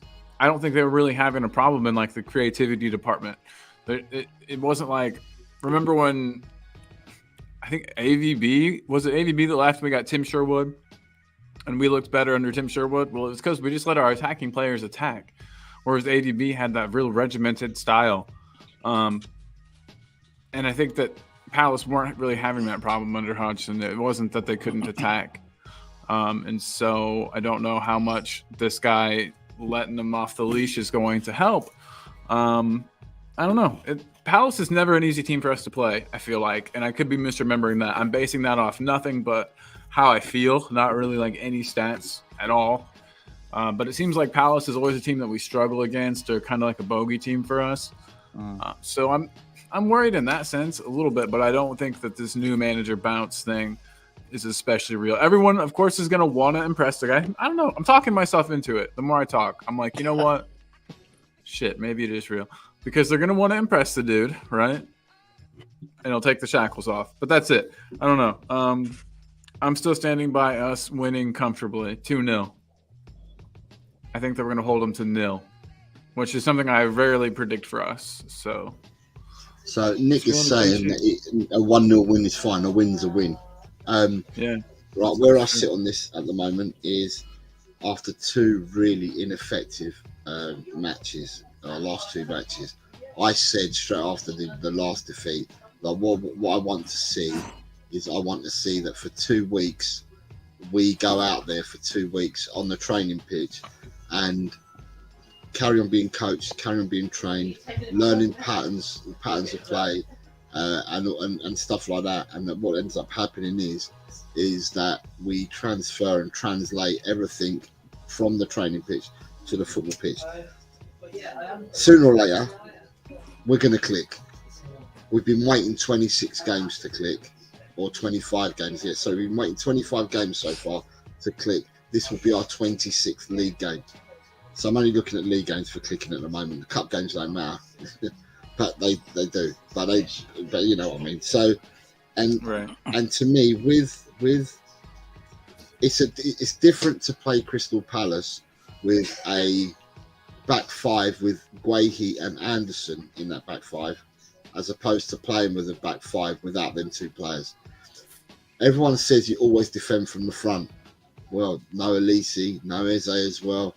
You know, at the end of the day, they've lost some pretty big time players who quite arguably could walk into a lot of other Premiership sides. Some of these players that they've lost. So therefore, although there'll be players coming in and they'll want to show the manager what they've got and what they're about and want to fight for a first team place going forward in the future, I just don't think Palace are good enough. I just don't think that Palace are good enough away from home. And I think, if memory serves me correct, I'm going to look this up because I don't want to sound a bubble, but I think that they've been getting absolutely mullered away from home in recent games. I know they've got another manager. Now, but they've been getting bounced off the park. What's he going to have time to have done? You know what I mean? I don't think he's going to have changed their side drastically in the past couple of weeks. He's been there 2 weeks. Yeah, that's if I remember probably right. He learned everybody's name. He plays a 3-5-2, if I remember right. Because we looked it up last time, wasn't too long ago. But yeah, 3-5-2. So like they're gonna crowd that midfield. Man, I don't know. We'll see. You know, hopefully we can retain possession and get something done. You know, like play some real football. Like just get it, just score. That's just if we can just freaking score. It's so frustrating. So many times we're right there, You need to put it in, and it just doesn't happen. God, it's so frustrating. We don't have a ton of great finishers on the team for No. sure. So what year does my brain think it is? Whenever I think of Palace, all I think of is Christian Benteke. What year was that? My brain is stuck in like Benteke left about two seasons ago. Okay, so it's not too long ago that my brain thinks it is. All right, good. Okay. For some reason I was thinking it was a lot longer than that. Okay, good. Christian Benteke left Crystal Palace. So now their main striker, who is it again? The guy from Celtic? Edouard. Yeah. He's a pretty decent player. I think he'll give us some trouble. But I mean we were always going to have some trouble. It's Spurs defense, but I don't think that there'll be one or two scary moments. I think that Vicario will be forced into making a nice save, maybe 2 nice saves. But I really don't think it's going to be that bad. Oh, yeah. Stateside Lillywhite said Mateta. I forgot about Mateta. Is Mateta another player for Palace that's been doing well this season? He's not done well, but he's a striker for them. He hasn't done well, but he is a striker for them. So gotcha. Okay. Well, but looking. So if I look right, he scored recently. I'm going to work backwards, right? So they drew 1-1 versus Everton with the new manager, and they've beaten Burnley 3-0. But prior to that, they were beaten 4-1 at Brighton. They were beaten 5-0 at Arsenal. They were beaten 1-0 at Everton. They were beaten 2-1 at Chelsea. These all away. Yeah, these are all away games. They drew 2-2 at Manchester City. They were beaten. Oh no, they're home games. They drew 1-1 at West Ham. They were beaten 2-1 by Luton. They beat Burnley 2-0. But when they beat Burnley 2-0 away from home, that was back in November, the 4th of November. They've been beaten 4-0 at Newcastle. They've got a 1-0 victory against Man United on the 30th of September. They were beaten 3-0 at Man United prior to that in the FL Cup. They were beaten 3-1 at Villa. They've drawn 1-1 at Brentford. So basically, everywhere they've been, here we go. Everywhere they've been, they've ended up getting tonked. So I see no reason as to why. If we listen, man for man, and football was never written on a piece of paper. We know that. You have to go out and play the game. But if we were to look at the lineups, then it's night and day, the lineups. And I'm just hoping that the night and day will transfer from that training pitch to the football pitch. And if it does, and we can get out of them early and say what I've been saying, I sound repetitive, but I keep saying, if we can put half an hour into a game in the first half and half an hour in the second half, then that means you've owned 2/3 of that game. And if you own 2/3 of that game, you usually come away with a result. So that's what my hope is. I'm not going to give you a prediction yet because I like to wait till the presser before I give my prediction. Yeah, you do. I agree with this right here. So I'm gonna do that. So yeah, you've got Gio Reyes said Palace having a new coach mid-season give us an advantage. I mean, we've gone through it plenty of times, and it took us a while to adjust. Yep. You've got Lillywhite Lane. Good evening, Robbie. How are you, mate? Evening, lads. Big up yourselves. So you can tell that Nick's watching on playback because he's talking about the cinemas now. But there's sofas as well in my cinema, so you can see. Nice. Yep, he is watching on playback. He's a couple minutes in the past. This is cool. We're talking to Nick in the past. Yeah, you got Rob Belcher saying, "Big up, guys," in the chat. Big up, mate. To yourself. What up, Rob? Yo. Chris Agenbar in the house saying, "Big up, Colin and Jose." Another member. You can come on if you like. The links in the community section. Palace have conceded 44 goals. That's 1.69 goals a game. And Daniel, it's different manager now. I'm not really looking at their previous results. I'm more interested in what impact Glasner might have on them for this game. As I said, I don't think there's the amount of players that it's different to play against the low block with Anderson and Guehi in it and people defending from the front like Alisi and Eze. Without all these players, there should be no reason. Well, there should be no reason anyway. Tottenham should be beating Crystal Palace at home, regardless. Yeah, God. Regardless of who we should be beating Crystal Palace. So at the end of the day, I've got a prediction in my head already, but I just want to wait. For the presser.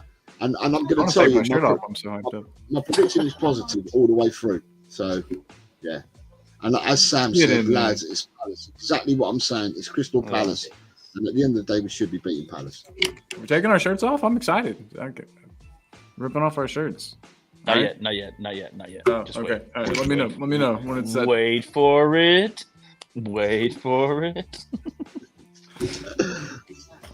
good. But no, Sam's right. It is Palace, and we've got this. Yeah, I'm not at all worried about this new manager bounce. Do you guys? Here's a better question, and I'll throw it to Nick. What's with our? I don't know. Do you think we'll get a clean sheet tomorrow? No. Who's playing tomorrow? What do you mean? Oh, you said you think we get a clean sheet tomorrow, and I was like, who's playing tomorrow? Saturday. He's multitasking. Not tomorrow's not Saturday. The draw specialists are Nashville. Nashville drew on the draw specialists. Hey, shut up! I know. It's unfortunate. That was a really boring match to watch. Sorry, Nashville. They did it to me. I felt like I was watching Spurs of old. Anyway. Yeah, Adrian Sorka. Talking about how many goals Palace have conceded. I know we already talked about this. 44 goals. So no doubt that we'll score. We just have to keep them from scoring. And you don't think we'll get? A clean sheet, which bothers me. What's with Spurs and their inability to keep clean sheets? Can we talk about that for a second? Style of play. If a doggy, if you play Davis, I mean, it's difficult to say. When we played Palace and we beat them away, Davis took a roasting at left back. And at that stage, I remember coming on and saying, he's got to go. Him and Dyer have got to go out the same door together. Because he got absolutely roasted by Ayew in that game, right? Now, if a doggy's playing, that's fine. But you can't have someone slow playing in your fullback areas. Because the one thing I'll give to them is that their players that they play up top are quite quick. Ayew he left Davis for dust. I'm not sure about Mateta and Edouard being ultra quick, but Ayew was quick or too quick for Davis. So if you basically Ayew was too quick for Davis? Isn't he like an old man too? Ayew roasted Davis in the first. Go back to the first. Isn't Ayew like 35, 40? I don't think he's 35 or 40. He might be just over 30 or approaching 30, just over. But maybe I'm thinking of Andre Ayew, not Jordan Ayew. Look at that! Look at that. Colin is going to have a long week. You think Saturday's tomorrow? Hey, you're not wrong. Like, it's you're right. He's writing off any team this season. We're just 6 points this season to Wolves for the first. It's Palace. No disrespect. We shouldn't be writing off any team this season when we've just 6 points this season to Wolves for the first. We've given Wolves 6 points. Yeah. Okay. Right. I 100%. This is also one of the best Wolves squads in how long? A long time. Like they're actually talented, and that's no excuse. It's Wolves. There again, we should be beating them, but they're pretty. Not like an excuse to me, man. I don't know. No, the thing that's interesting, though, Nick, is that Wolves. Now that we jump to Wolves again, Wolves, because of financial fair play, they got rid of 14 players at the start of the season. And the 14 players that they got rid of, and that included a Ruben Neves, yeah? And for the 14 players they got rid of, they bought in £140 million. So circa 10 million each. It wasn't, but if you average it out, it's 10 million each. But they bought in 140 million to save FFP. Apparently, they are on the cusp of FFP again, and that's why they have to sell an asset this summer. And that asset seems to be Neto. I think Neto's told the club that he will be leaving this summer. So it makes the manager's job all the more worthwhile that the manager's gone there. He's taken on a job where they got rid of the Spanish manager they had there. They've brought him in, got rid of all these players because of FFP, yet he's got them into 8th place. So the manager's got to take big props for what he's done. Okay. I can see that. All right. Hey, all right. You got it. You got me. All right. So I got Ellie. Sorry, Ellie's just commenting, and I just wanted to say to Ellie, you were putting in the chat last night when I did my show. You were putting in about night time or whatever. If Colin's going on at midnight, does that mean that you're able to jump on? Because I think you said that Angie was asleep. So if Angie's asleep tonight, are you going to be able to jump on with Colin? Because obviously you're part of the show and you're a member as well and everything. So are you going to be able to jump on with Colin tonight at midnight? Is what I'm asking. Just tell us yes or no in the chat. That would be lovely, Ellie. Hey, you guys. So do you both want to do a keeper West Ham I just made? Oh God. No. It's not just me and Nick. You've got to be asking the chat. Do the chat want to play? Everybody in the chat. Do you want to play keeper West Ham? I just made it. It's fresh off the press. Nick knows that's part of the panel. If you just made something, that means that we're going to be thrown into the limelight and we have to play. Yeah. But do the chat want to play as well? Come on, everybody in the chat. Let's hear it. Come on. Let me know. No, we got to get some people in the chat saying they want to play first. I just made this one today, just now, today. And it involves some of my favorite players to ever do it. So. Oh, boy. You know what? I'm not even going to wait for the chat. There's a little delay there anyway. Does it mean that? I don't know. Is it going to be hard? Maybe it is. Maybe not.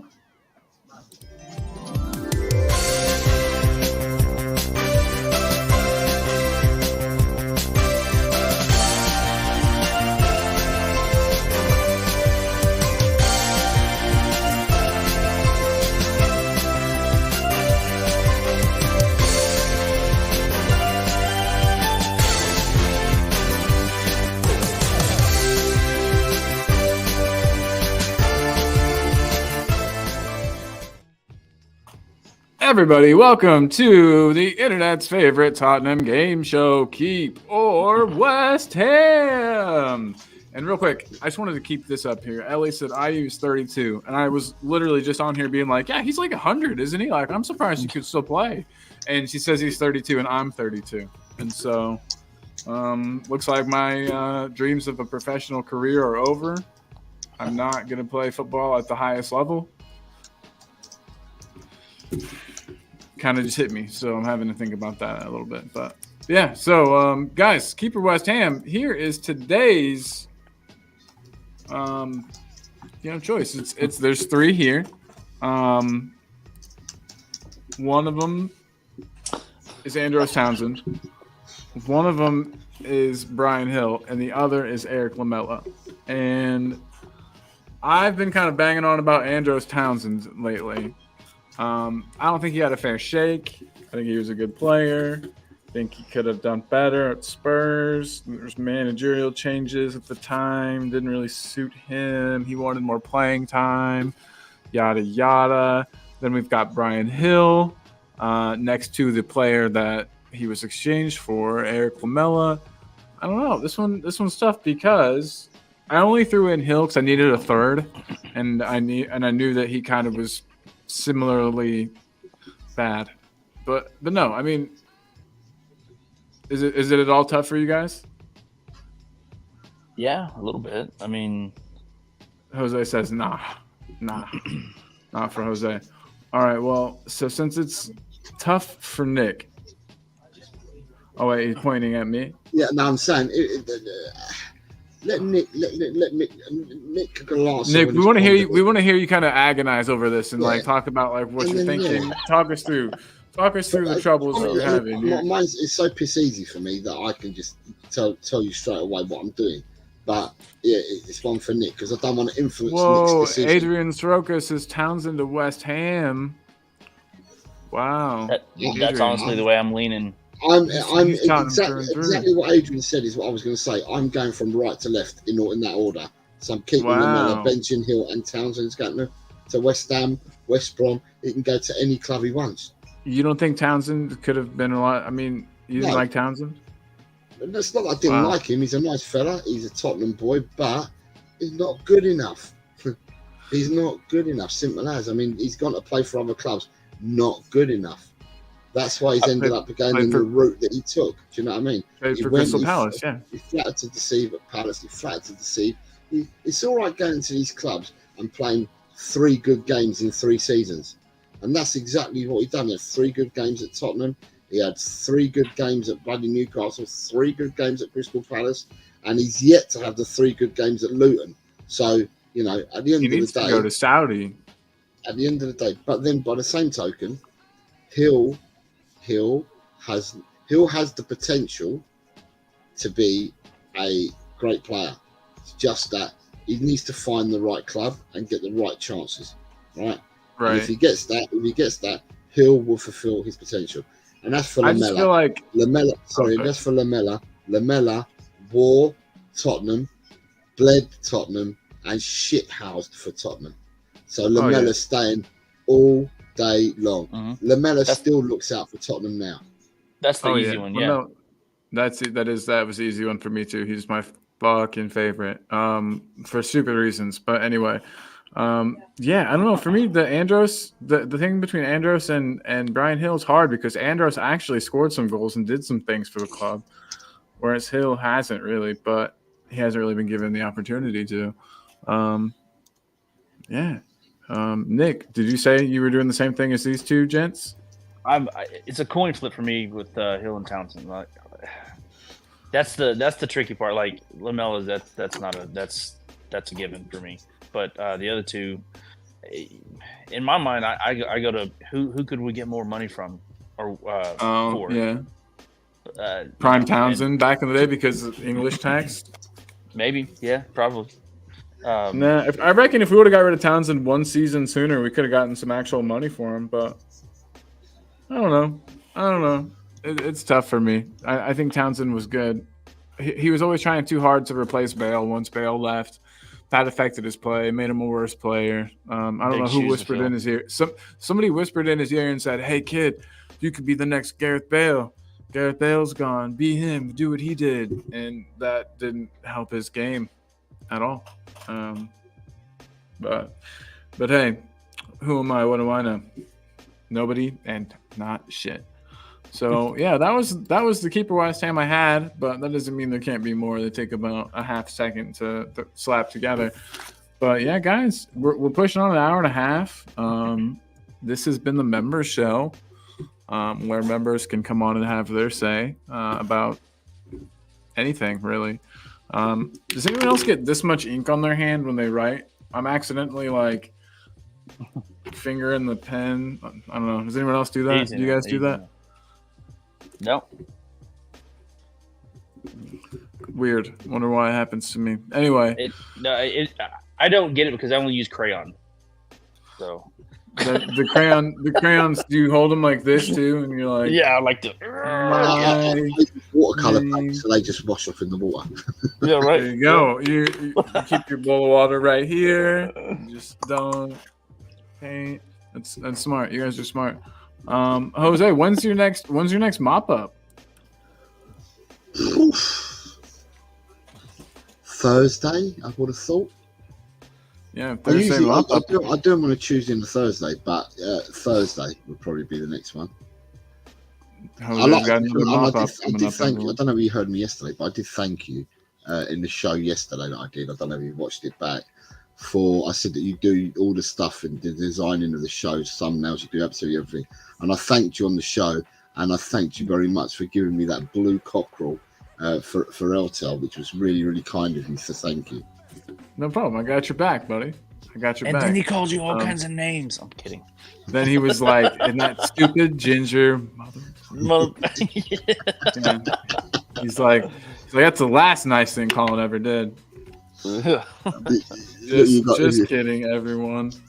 We should start a fight. We should manufacture some drama, like WWE style. Like celebrity deathmatch. Remember that? Who wants to be the commissioner of this wrestling federation that we're making?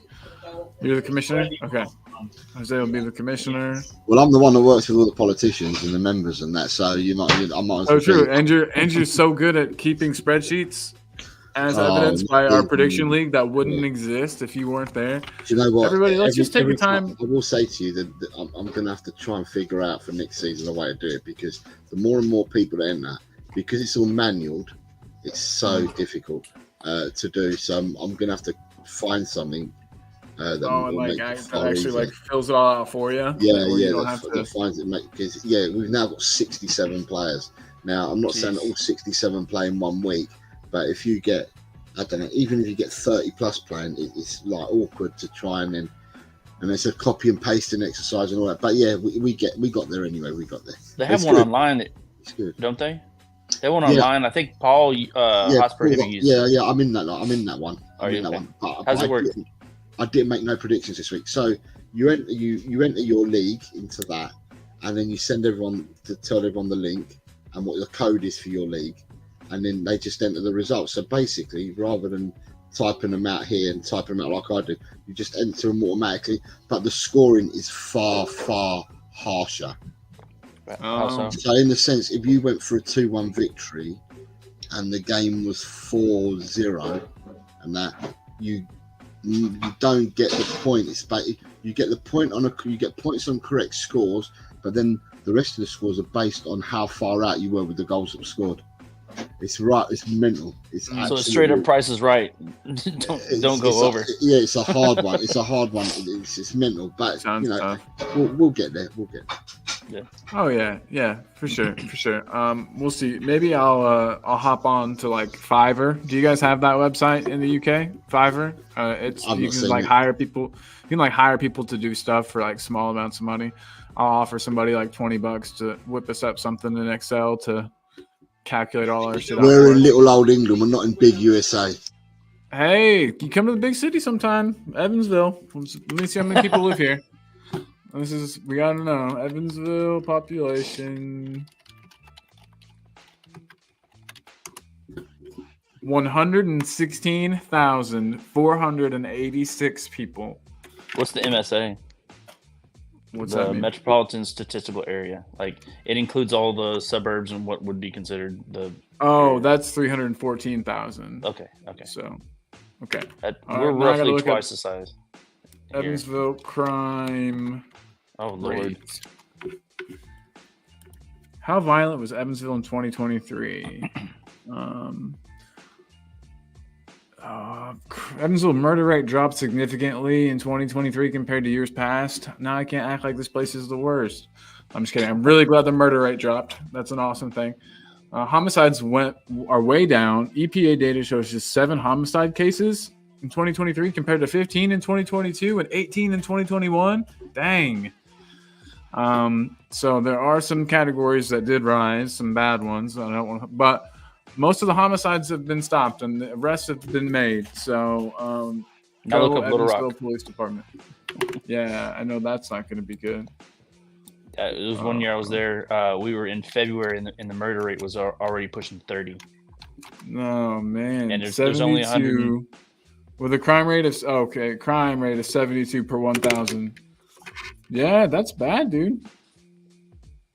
Wow. I'm not there anymore, thank God. But yeah, it's the crime rate is 209 times higher than the national average.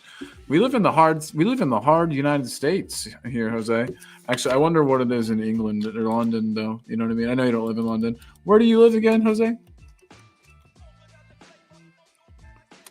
I live in a little place on the coast called Bexhill. Bexhill. That sounds adorable. It looks beautiful. Oh man. The South Coast is one place I would love to visit. You know, down there around where you are. I've always wanted to go there. I think it'd be pretty cool. Yeah, it looks great. I'm gonna come visit, Jose. I'll be there. I will. There's not many people down here.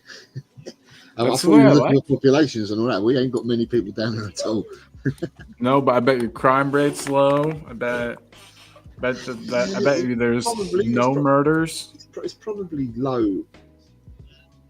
Yeah, Bexhill. I was going to say it's probably low.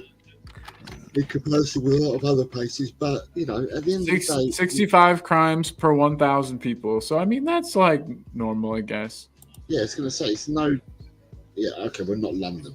You know what I mean? I would say so it's one of the country's best kept secrets and the perfect beside the sea place to settle, according to greatbritishlife.co.uk. He's like, don't tell everybody, don't tell people that I don't want to move here. Yeah, sorry about that. I mean, it sucks. It's shit. It's shit. Don't ever go to Bexhill. Don't ever go to Don't Bexhill. visit. Bexhill is trash. Don't It's visit. Shit. That's what it's like here, though. There's a kind of a running joke that don't tell people how cool it is here because then people want to move here, and because this place is just blown up in the last 10 years, like ridiculously blown up, and that sucks, man. I thought that rebuilding it is hard after an explosion. We've got. Sorry, I'm just being an idiot. It took me a second. I'm slow. It's fine. That's good. You said it's blown up. Yeah. No. So luckily we have enough area we can spread out, and it's starting to develop into like a little metroplex kind of thing. It's pretty cool, but you know. Yeah. I'm actively trying to move away from where I live, but Chris, is that referring to me? Because if it is, I didn't have to check no crime stats moving down here because I know how quiet it is down here. It's quite peaceful. Now, I've given the nearest town to where I live, and that's Bexhill. I don't live in Bexhill. I live in that's the nearest place to me that would probably be on the map that people might know. And Bexhill's a tiny place. But I live in a village that's even smaller than. He's purposely not giving us the name of the village, but that's like I don't give you guys my name. I don't give you guys my neighborhood. Yeah, but the village that I live in comes under Bexhill. So if you're looking for any stats, it would be Bexhill. But I knew where I was moving to. I used to live in London, and I know what it's like in London, right? So therefore, there was no need for me to check where I'm moving to because I've lived in London. Now, all I can say is that when I lived in London, everything used to be fair game when I lived in London, and I used to be a street urchin when I was a youngster, and I used to roam the roads in London, and I used to love it and enjoy it. But London's become a totally different place now. You'll hear stories from people to say to you, you know, back in the day you could leave your door open and everyone was in each other's houses, blah blah blah blah. That's all changed. London's not like that anymore. So I've moved out. I moved out probably slightly later than when the right time to move out was, if that makes any sense. So I moved out because of my daughters. When they were born, 3 weeks after they were born, we moved down to where we are now. If I had done that when my other children were growing up, then what I've ended up doing is I've ended up moving down in nearly 20 years too late. I should have moved 20 years earlier. So there we go. I love it here. Like I'm glad I made for this. He's saying it's you, Colin. You should have checked the crime rates. Oh, yeah. It was just the closest. It was just the closest big-ish city to my small country bumpkin town where I'm from. So I was like, I'm moving to the big city. I'm going to Evansville for college, and then I just stayed here on accident forever. But I made this because it rhymes. Talking ball coming to you from Bexhill in Evansville. Go on, my son. Yeah. All right, I'm gonna have to write a rap as an intro for our show. Oh Lord, that's gonna be awesome. Can I just say, so you're aware, right? Just for news, Mitoma has been ruled out for the rest of the season. Oh my God, they can't catch a break. Is Roy Hodgson okay? I heard he was like ill. No, Mitoma from Brighton. Well, I was thinking Mateta. Sorry, my brain. Mitoma from Brighton has been ruled out for the rest of the season. What did he tear? Sounds like knee stuff. I don't know. It's just it's come up on the BBC Sports webpage that he's been ruled out for the rest of the season. Nick, what'd you do to him, bud? I didn't do anything. I swear, I was here the whole time. This would be the perfect alibi. Just pre-record yourself. And I'm vouching for Nick. My son is a huge Matoma fan.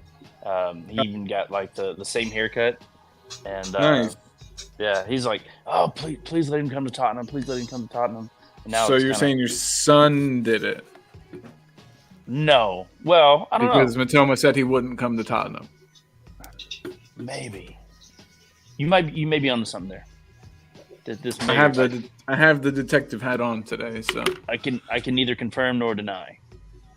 yeah, you wouldn't want to rat out your own son. No. What kind of father would you be?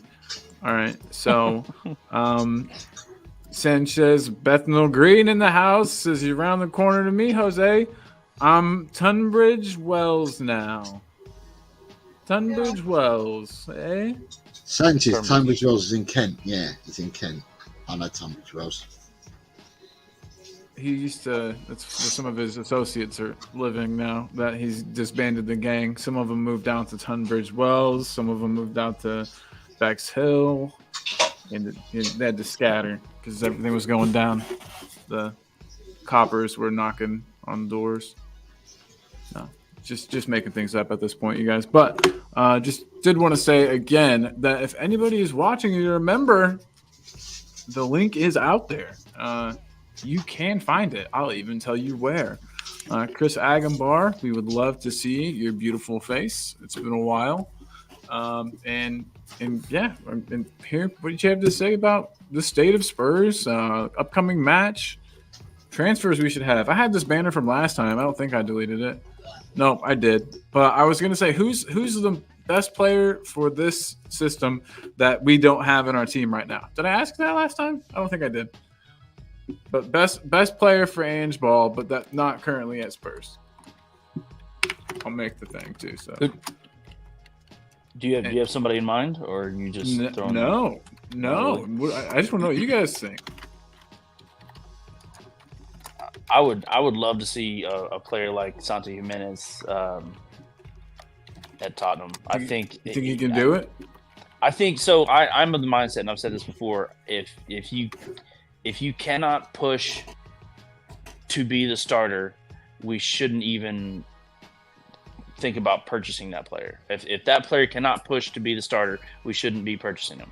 I think he could genuinely push Richie for the starting number 9.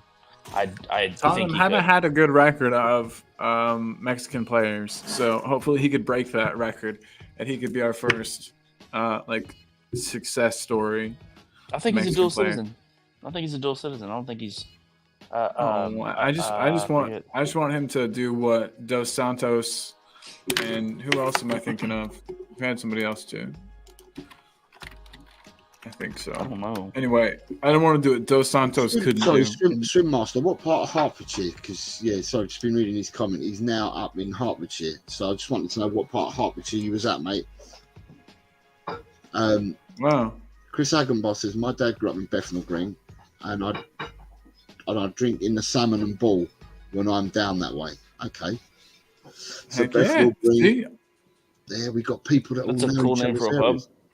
Yeah, that's awesome. I'm originally from London growing up. Knives wasn't heard of amongst the streetwise youth, and I was one of them. Now I'm very wary of walking through parts of it. I'm now in Hertfordshire, so I'm just interested in what part. Yeah, of whenever I walked through London. When I was a kid, there was knives in London, but just not as many knives as what there is now. But people used to carry knives around when I was a kid. There was guns, and there was all sorts when I was a kid, but it wasn't as prevalent as what it is nowadays. It was probably more well hidden. Back in the days when I grew up in London, there was bank robberies. People used to hold up banks with sawn off shotguns all the time. And then I also grew up in London when the IRA were going around with their bombing campaign and bombing all parts of London. So I lived in London then as well. So I grew up in a right funky London back in the 60s, 70s and 80s. So I wouldn't mess with this guy. I wouldn't mess with you, Jose. I don't around there, I was wondering. I don't mess with myself either. I just think that, I don't know what germs I'd get from messing around with myself. Oh, God. Yeah. I mean, heard there was some stuff going around London those days. So. It was all Jose's fault. I'll blame Jose. Hi, guys. We need an enforcer. Grab me, Joe Paulinho. Grab me, Jose. Right. Jose sounds like the enforcer that I need in my life. I don't know about tapping back into his old London days. But no, Paulinho would be a good player. I think that would be sweet. We would then have, the enforcer and defense in Romero, and then Forster in midfield as well. Be sick. I'm all for that You one. think? 100%. Yeah. Sign me up. Yeah, absolutely. I feel like I don't know. Is João Palhinha too limited to play in the way that Postecoglou likes to play? I don't think so. Passing range is the only thing I worry about. Well, with the way he plays, I think there are more attributes that he would lend than things would be detrimental to the team. If that makes any sense. Like I think there's more good. He has than bad he has a right. He has a bigger upside that could help out in places where we desperately need it. Plus, it's like a better Højbjerg. Far better Højbjerg. But it's like taking that role and then giving it to somebody much better. Yeah. All right. Man, if you could get Højbjerg out there to just go crack some skulls, I mean, the rest of it could be forgiven. Just not do something stupid, get sent off or anything, but go out there, let them know let them know you're there.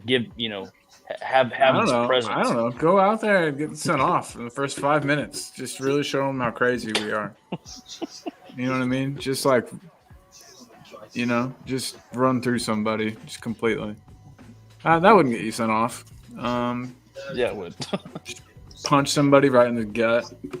I want to bring back the gut punch. I don't know. People are too quick to punch each other in the head nowadays. That could kill you. All right? Bring back the old-fashioned gut punch. You grab the shoulder, get him in the gut. You go home after those. It just hurts. Yeah. So I'm all in the let's bring back gut punching. Stop punching people in the head. It's important in the face there, in the face region. Yeah, Sanchez, Bethnal Green saying Chris Agenbar, you can't beat Bethnal Green. But yeah, small world, Chris. I got that surname in my family tree from Randhome. Neat. Oh, this is cool stuff. I'm loving it. I'm loving all the people learning more about each other. That's what these member shows are all about, believe it or not, ladies and germs. It is about, us becoming a family and getting to know more about each other. And, yeah. A quick question, too, to kind of get to know each other. So what have you been doing to keep yourself sane with no Spurs in your life? What do you like to do for fun whenever there's no Spurs to watch? Nick, we'll start with you. I know you got children's, and so you got to, take the children's places. We went to New Orleans this weekend. It wasn't for fun. It was for a funeral, but my kids had never been. My wife's uncle died, but they met family that they'd never met before, so that was pretty cool. And it was also my youngest son's birthday, so we kind of did a little bit for that, but just basically I have games and practices about every single day with them. I also watch MLS, so I watched a good bit of MLS this week because it's back, and the quality. I tell me if I'm crazy. Did you watch how many games did you watch? Any? I just watched Nashville. Yeah. Okay. Well, and then highlights. I saw highlights of the LA game, the LA Galaxy versus Miami. I think it was versus Messi FC. Yeah. No, it seems to me like this year is going to be. It seems like the quality has gone up quite a bit because most times I have to genuinely give a shit about who I'm watching to be able to watch it because it's just not good. But right, yeah, it feels like you're watching Sunday League. It's what it felt like forever. It's what it has felt like forever, and it's frustrating. But it seems I'm hoping that it's going to get better. A lot of all the good players get stolen and they go to Europe. So. Yeah, but that's forcing us to get better in the department. You know what I mean? Like the academies, making the academies better. We're gonna have to. It's making us improve like our, I don't want to say homegrown players, and that's But important. it's all pay for and that's play. gonna make the league better. It's all pay Still? for play. So like dude, yeah, no, I mean it's thousands and thousands of dollars you got to pay. It was. Just It to was even, when I played, man. It was too. oh, Yeah, man. it was ridiculous. Thanks again, Mom. Thanks, Mom. If you're listening Yeah. to this, for helping me play all those years. I mean, Yeah. my kids, It's- my kids, both are when they found out that it's that a lot of places in Europe, you can go and you can, you actually, it's a school, it's a whole thing. Like you literally there just to play football, and they're like, oh, let's move. I'm like, hey, it's not that easy, man. Like it'd be great. I'd pack up and go tomorrow if I knew that was. That was going to happen, but man, it's just Let's go to here. Let's go to Denmark. Denmark. They can play in the Danish league. I think that would suit them. I've seen what you showed me of them. I think they can play there. Let's do it. My younger son, I think he thinks he's Brazilian. Oh God, driving me crazy. Oh, I've been killed. I'm like, get up. Oh, a lot of that. Man, Yeah, see, God, yeah, dude. I hate that. Never could do that. Even when I got actually fouled, I would never stay down, even because I wanted to get back up and absolutely destroy the person who just fouled me. Yeah. You know what I mean? I was very aggressive, and like, yo, you tackled me, I'm gonna come tackle you twice as hard now. Like That's my older son. Yeah, like that was a huge mistake you just made. Now I gotta hurt you. That's my older son. My younger son, yeah, he's tough, but like he makes the Smart. most of it out of every single time. My older son's like, Yeah. oh, you just elbowed me. All right, I'm gonna put you in the ground. Yeah, same here. I was like, you're making me do this, man. Like, I don't want to get this red card, but I have to. You're making me do it. And I think that's the kind of player Jose was too. Jose leaving comes in, elbow studs in. out. Yeah, just jumping up for a second ball with his elbows out. Speaking of, did you guys see the charity match that Speed went in, studs up to Kaka? Like, what are you doing?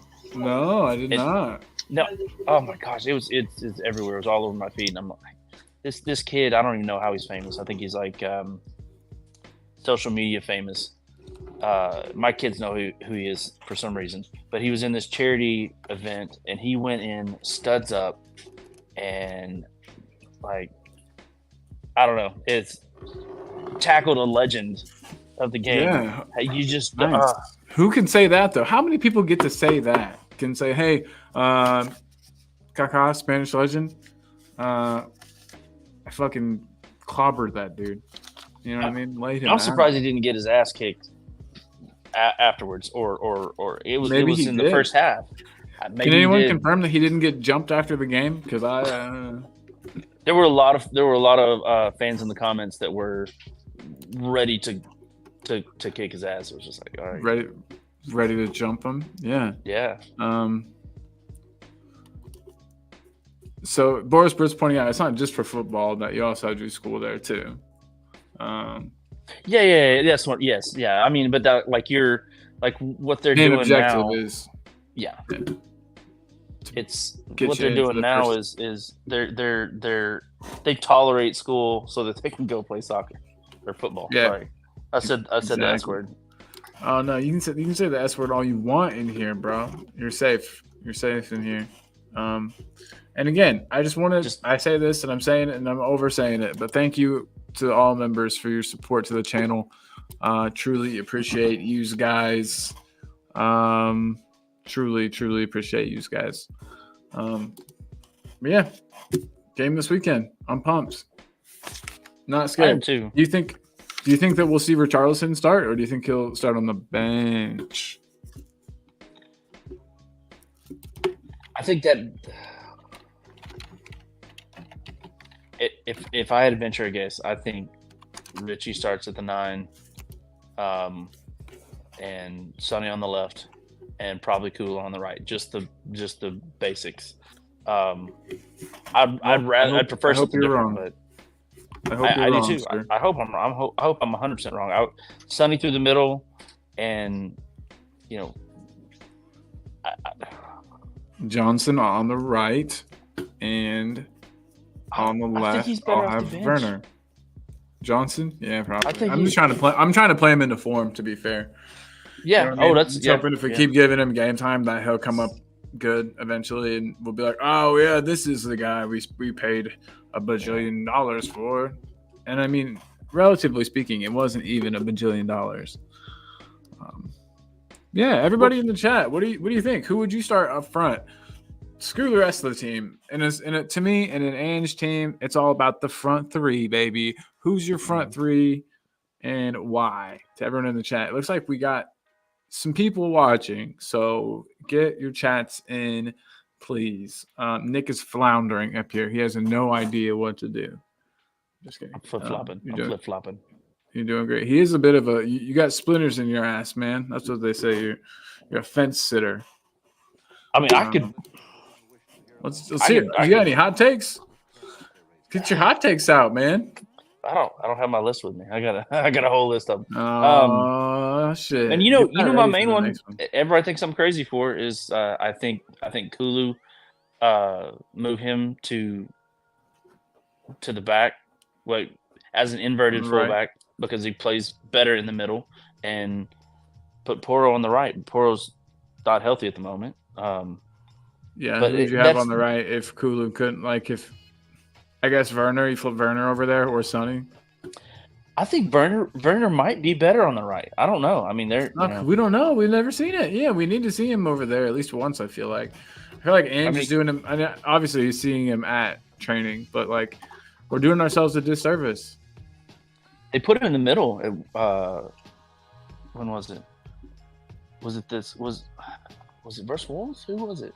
They put him through the middle at one point, or it seemed like he was playing through the middle, but like I don't know. There again, I'm not in training. I don't see how these guys are, what they're actually showing. I don't, Yeah, I am in training usually, but I haven't been for like the past week. Yeah, I've missed training. I've had like an ankle injury. So you're just set up the cones now? Yeah. I'm still there. I'm still there to help and to be part of the team. I'm on Spurs. I'm on the Spurs first team now, by the way. Okay, cool. That's good. Yeah. You see that picture that Jose has as his audio picture, like where Jose is?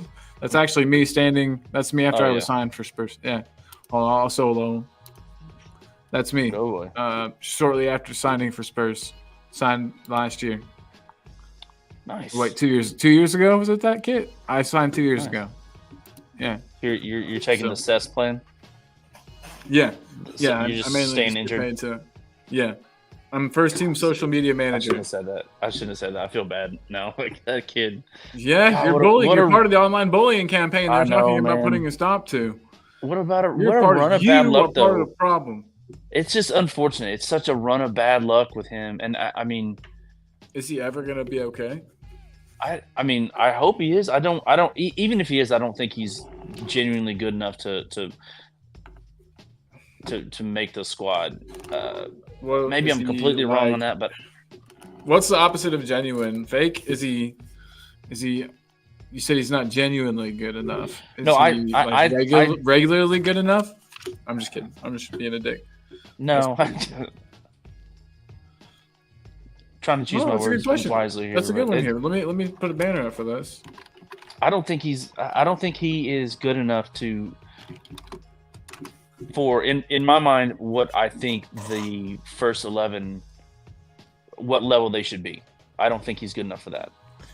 Regardless of injuries. You see that up there?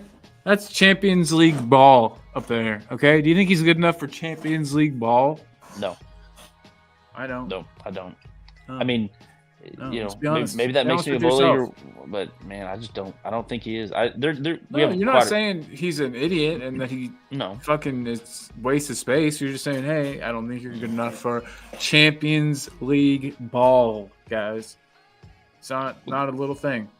The thing with Champions League, before we get to even think about Champions League or Europe in general, we got to get stronger in depth, like big time. We've bought so many. And this is my take. The one we talked about last time. It seems like we keep purchasing players for the bench. Don't purchase players for the bench. You purchase players to challenge for the start. That way, if your starter does go down, you don't have a bench player. You have somebody who is genuinely challenging to chomping start. At the bit to start. Yeah. If you're wait. If you're comfortable on the bench, get out. If you're comfortable there, get out. If you want to start, stay. If you're genuinely trying to start, if you're spending, it's the only thing that I can give Emerson is that I think he legit wants to start. Spending his own money.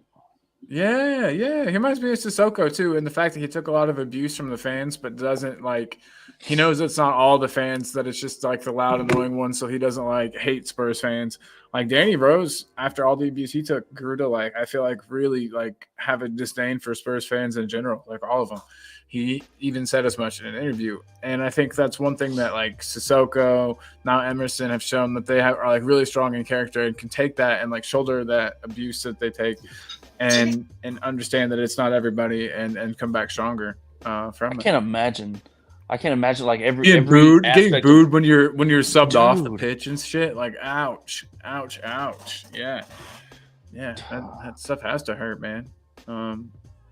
Jose, even your personal life. About, yeah, for sure. We were talking about Sessegnon, first of all, Mr. Jose, and just the bullying kind of and the online abuse stuff the players take. And then we were talking about one thing that we really admire about Emerson is that he seems to fight through a lot of that.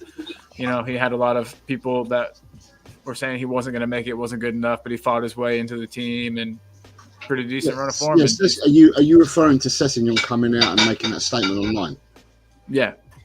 Right. So, yeah, I mean, at the end of the day, as fans, we're all going to have our thoughts and that. But you've got to spare a thought for him. He's obviously come to us, got an injury, and the injury was never, ever fixed. Sent out on loan to other clubs. Other clubs, when you're out on loan with them, they don't care about you because they've got you on loan. They'll just toss you back to the parent club, which is they did. They tossed him back to Tottenham. He then gets the big injury. It's then decided that after all this, Band-Aid fixes with his hamstrings, it's then finally decided, you know what, he's got to go under the knife. We've got to do an operation. We know what's wrong. They fixed that hamstring, and he's come out publicly and said that hamstring is now no issue. He trusts that hamstring. He can feel the strength in his hamstring now, and he trusts it completely. And then his other hamstring goes.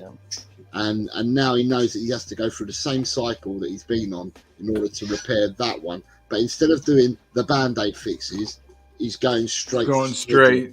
He's going straight for surgery to do what they've done with this one, because he believes that the original one has been rectified by having that surgery rather than the Band-Aid procedures what were happening before. So with this one, he's going to go and get the surgery done on it, and then it would be a road back from that. Now, if you're on a road of Band-Aid fixes, which he was on, he's been on about 4 years of Band-Aid fixing before they did the op on the hamstring. So it just means that he won't be out for as long as what he has been with this one for 3 or 4 years on and off. It will just mean that he's got less time to impress to stay at the club. But if he doesn't impress and stays at the club, it means he's got more chance of getting himself a move, because he's got 2 hamstrings that can actually hold up to the rigors of football. So let me ask you this, Jose, just real quick. All injuries aside, let's say he's fully fit, fully ready to go. Do you think that he deserves a spot in the starting 11? Not deserves. Do you think he could? He has the capability to play in the starting 11 at Tottenham? Okay, it's a difficult question to ask, Nick, and the reason why it's a difficult question for me to answer. It's a difficult question for me to answer. Is if you're asking me, if we get the Cess that was playing at Fulham, right, where he wasn't injured and he was playing to the level that he played at Fulham, then from his age, he can only get better. Coached, he can only get better than what he actually was. And for that, we were excited and looking forward to having him. How old is he? 25, 26. Okay. He's not that old. He's not that old. He's not that old. David Clark going in with the teeth. Going in with his teeth at him. Sessagon should be his destiny, says David from Leicester. And he says, sorry to be successful football club, you have to be ruthless. He must be sold in the squad found. At the end of the day, he's a human being and he's going through a tough time. But we as individuals are fans of the club. A lot of people, the first and foremost thought is like David Clark. They just want to see the team do well above all everything else. So therefore, no one's looking at, what his mental state is and stuff like that, because people just want it here and now and want us to do well. I understand why people want him out the side and don't want him at the club. And I'm not going to turn around and say that I'm in favour of keeping him because I think that we can get better players. But I'm also now thinking on the human level as well, what he must have gone through, how he must feel. He doesn't want to be out there. He wants to be playing first team football. He wants to be on the grass playing football. He doesn't want to be bloody injured. And you're just thinking back to your injury, aren't you, Jose? Your injury has brought this all home to you. You just wanted to be out there playing with your mates, and you had. I'd rather be playing than not be injured. But and I tell you what, and I've only been injured for about 3 months, and it's a shitty place to get to, and that was only 3 months. This guy's been out for ages, so and he's a professional. He gets paid for doing it. For me, it's a hobby. For me, it's a hobby, and it's something I like doing. And it's been racking my head for 3 months not being able to play properly. And this guy is a professional, gets paid for a living of doing it. What he must be going through must be torture. If I had the money, I would pay you to play, Jose. If I had the money, okay, just to let you know, if I could afford it, you'd be a pro and I'd be your sponsor. What position do you think Sess would plug into the squad at? Just curious. Left wing. Left wing. Okay. Yeah, he's not a left back. Jacob from United Spurs of America is in the house, everybody. Let's everyone stop and say hi to Jacob. Hi, Jacob. Hello, Jacob. He says that Sess has been cheeks. No future here. Goodbye. Cheeks is in like clapping booty cheeks. Like a nice booty or like a bad one. You have to be more specific. I'm sure he means Jacob. ass. I don't know. You can say that. You can say ass. Say what you mean. Say what your chest, Jacob. He's saying, sorry, Sessignon has to go. We have come to some sort of mutual agreement to cancel the rest of his contract. We've got to come to that. And then Paul G sums it up. This is exactly what I said. It's frustrating for the lad, but time's up, sadly. And that's exactly where I'm at. But I'm now thinking, as a human being, he doesn't want to be where he's at the moment with his body and that. He wants to be playing professional football and he wants to be on the pitch. That's kind of where I'm at. Jacob's coming with the flat white trucker kind of ass. Dang it! And then he's going, not a peachy booty at all. Dang it! Oh, okay, well, I was hoping you meant the other kind, but he's talking swass, some plumber butt, sweat ass, some plumber butt crack. Yeah. Dude changed an tire. Yeah, not good. It's a shame for the dude because we all thought we had gotten the next big thing. He was kind of expensive, right? Like 30, somewhere in that range, 30 million. Back then, that would have been 25 mil. Okay, but still, rounding and everything. I mean, that's basically he's homegrown, 30. right? Yeah.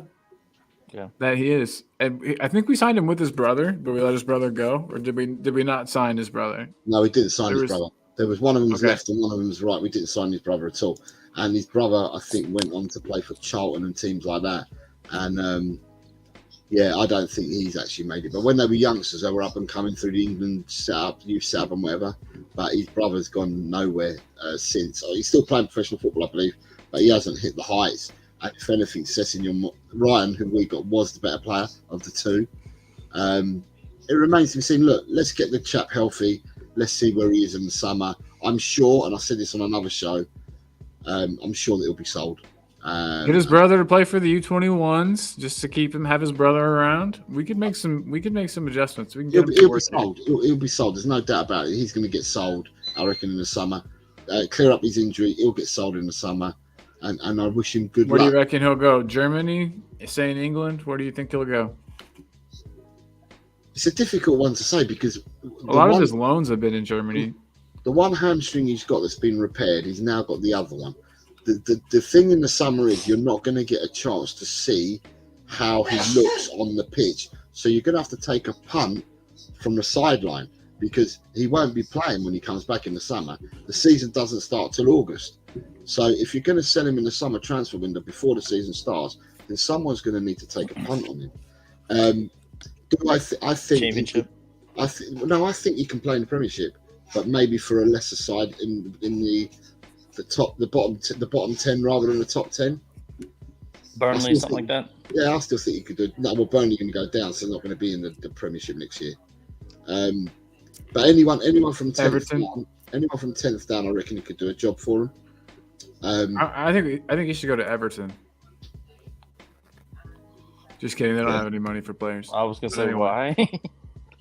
No, because I think he'd be good there. But anyway, gosh, I don't think. Do you think they'll be interested? You think they'll be interested in getting anything out of him, like Spurs? Yeah, or just money wise? Hey, no, here you go. Pay his wages. Here you go. No, I think we'll get a fee for him, but it won't be the fee that we paid for him. And remember what I've said in previous shows, Nick. For a long time, I've been saying the monies that were spent before are not the kind of monies that will be spent now going forward and in the future. I think it reached a crescendo, and I think it's going to come back down again and normalise itself. So the times of £100 million transfer fees, they're going to be long gone. You look at the amount of £100 million flops there are out there. I think that's all happened. And looking at the transfer window we've just had now with all the teams in Europe not spending next to no money, I think that's going to be the norm going forward. There'll be more spent in the summer because there always is, but I don't think we're going to reach the heights of previous summers. If anything, I can see all these summers going down from this summer onwards. Because I think the days of spending that kind of money. So in essence, if you've bought a player and you're trying to sell a player, it's going to be difficult because the player has to play really well to retain that value now.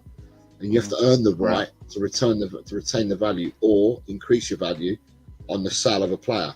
Especially homegrown. Yeah, Sessegnon will not have retained his value. Yeah. No, 4 years down the track. 15 mil? You think we get 15 out of him? If we got 15 mil, I would walk out of this straight away, jump in the fastest vehicle there is out there, even a jet plane, and get out of town as soon as possible because I know that I'm stealing your 15 million if you paid me 15 million for him. I reckon if we've got 5 million, we've done really, really well. And I'd shake hands at 5 million. I bet we do 13. 15 with both legs repaired. But the thing is, you're taking a punt, aren't you, Nick? You're taking a chance. You're not going to see him play with the second injury if you're selling him in the summer because he wouldn't have had enough time to play.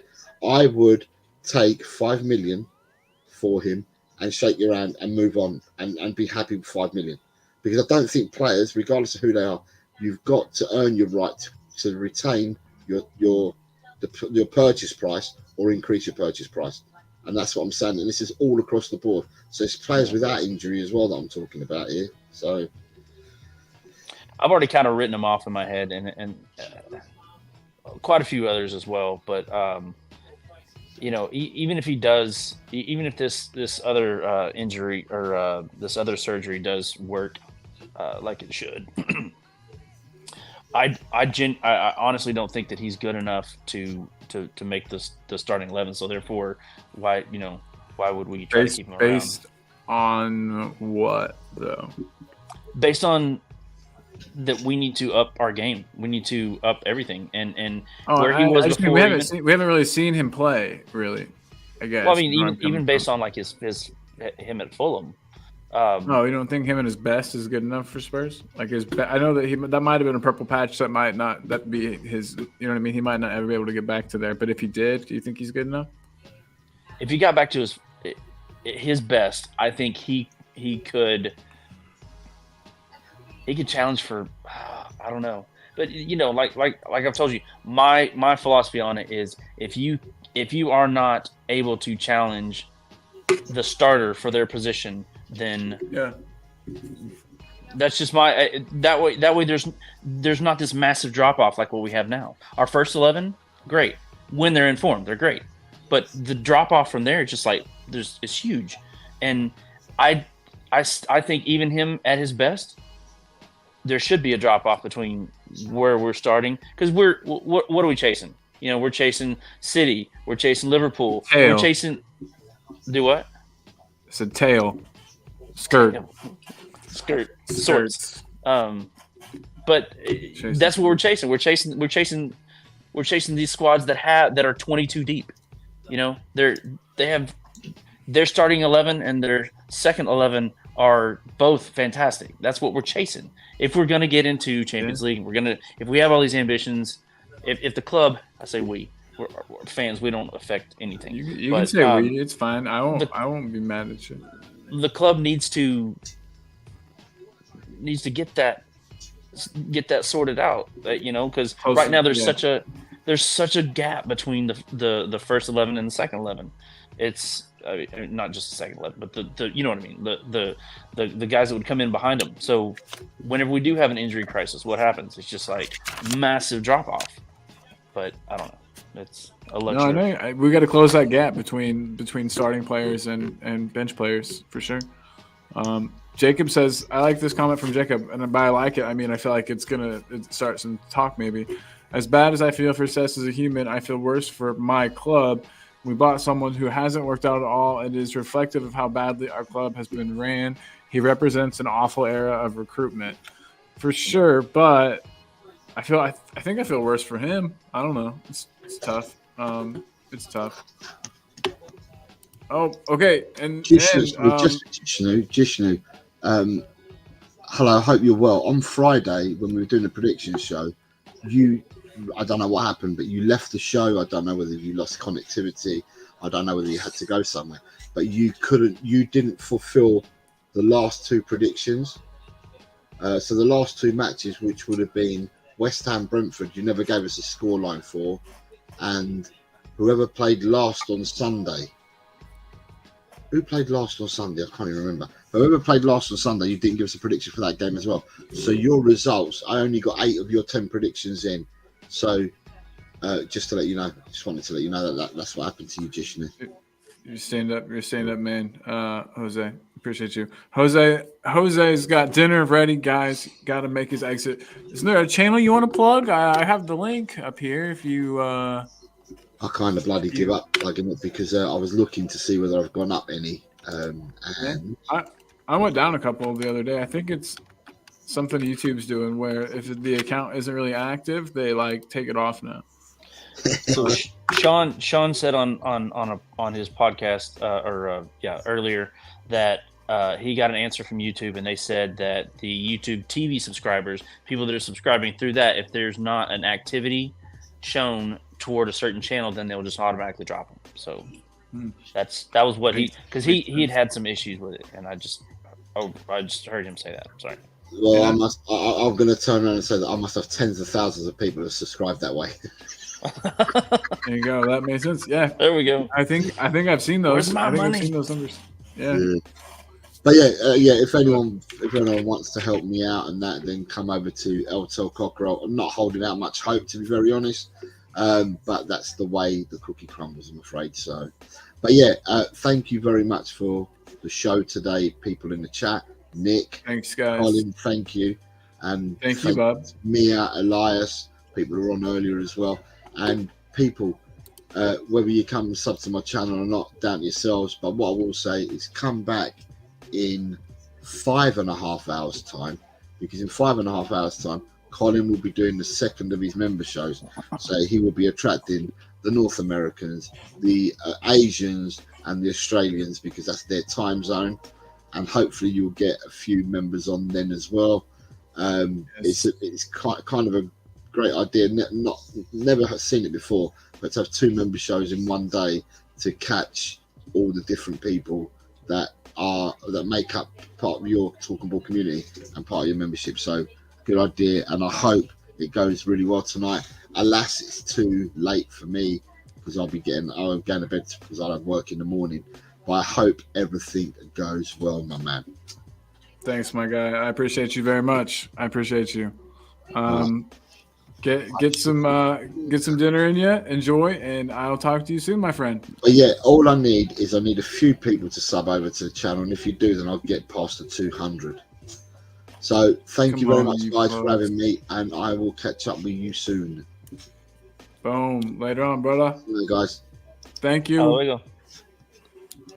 And on that note, I think I'm gonna go and enjoy part of my day before I got to do this again. I'm gonna go run some errands. I want to go to Super Mega Replay and get a new PlayStation 2 controller. PlayStation 2 controller. How absurd is that sentence? But a PlayStation 2 controller that works, because my triangle and circle button just don't work now. I don't know what happened to it. So got to get that fixed. I got some cool stuff from my cousin, some PlayStation 2 games, some PlayStation games, an original PlayStation, a Sega, a bunch of Sega games. So I've got some gaming to do. I'm on the hunt for a CRT television. People know those are worth money now, and they don't want to. Yeah, to play, because like games like that don't look good on a flat screen. They look like absolute shit. So you need like an old TV to play the old systems. So yeah, that's kind of where I'm at today. So I'm headed to a wonderful place. It's actually like heaven on earth. It's called Super Mega Replay. They still have everything there. You want a bass guitar? Super Mega Replay. Oh, we need a new controller? Super Mega Replay. Oh, you want to sell your laptop? Super Mega Replay. It's like a pawn shop mixed with a GameStop, and it's glorious. Oh, a bunch of like just Asian stuff. Like I don't know. It's like they have like a whole section of, I don't know. It's just great. It's wonderful there. I love it. So if you live in the Evansville area and you're watching my show, Sean, I'm talking to you. Go to Super Mega Replay, and everybody else. I think they have a website. Look for them. Super Mega Replay. You should push for a sponsorship. Holy crap! I think they let me do the show like from inside there. Let me Google that. That would be sweet. That would be sweet. Super Mega Replay. I'm assuming they have a website. I'm gonna post it to you guys here. There's a place in Kansas City called Up Down. It's like 3 levels. It's like a 3-level bar, and they have like all these old arcade games and stuff. It's pretty cool. Heck yeah, dude! This website is trash, by the way. Like I just looked at it. It looks like it was made in like 1981. So don't hate on their website too much. The UI, it's not very happy. But yeah, that's their website, guys. Super Mega Replay. It was once called Disc Replay. Jishnu is also saying there is a similar player to Manu in Ecuador. Oscar Zambrano, proper number 6. His long balls are on elite level, averaging 7 long balls per game with 80% accuracy. Him and Bergvall will be mouthwatering. Jesus, man, that does sound like a good player, Jishnu. Oh, look, Cosmic Sean, awesome place. Fuck yeah. Again, pardon my language. In England, we have Sex. It's great and cheap for older secondhand games. Sweet, dude. CEX is probably what that is, but I like to call it Sex because it's funnier sounding.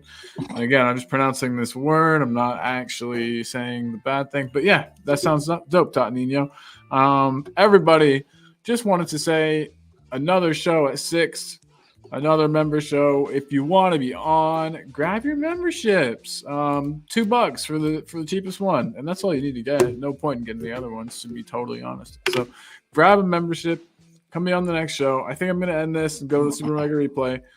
Is there anything you would like to plug or say, Nick? By the way, I really owe you one for giving me your morning to do this. Thanks, buddy. Well, it's all good, dude. All good. No, nothing really. Couple things I'm working on, but whenever I have an end in sight, I'll let you guys know.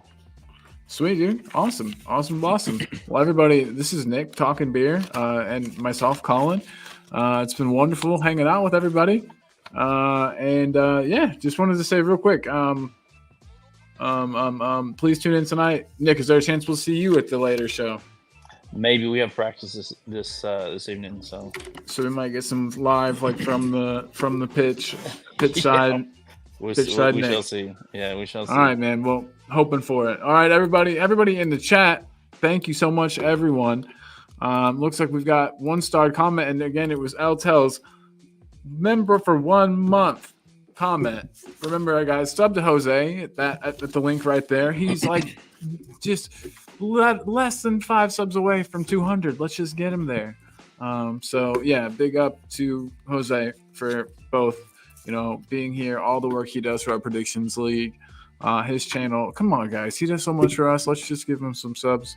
And once you hit that 200 mark, it really does kind of climb from there. So yeah, guys, help Jose and come see me later. And on that note, we will play out with the James Madison song. And away I gotta find it. Go.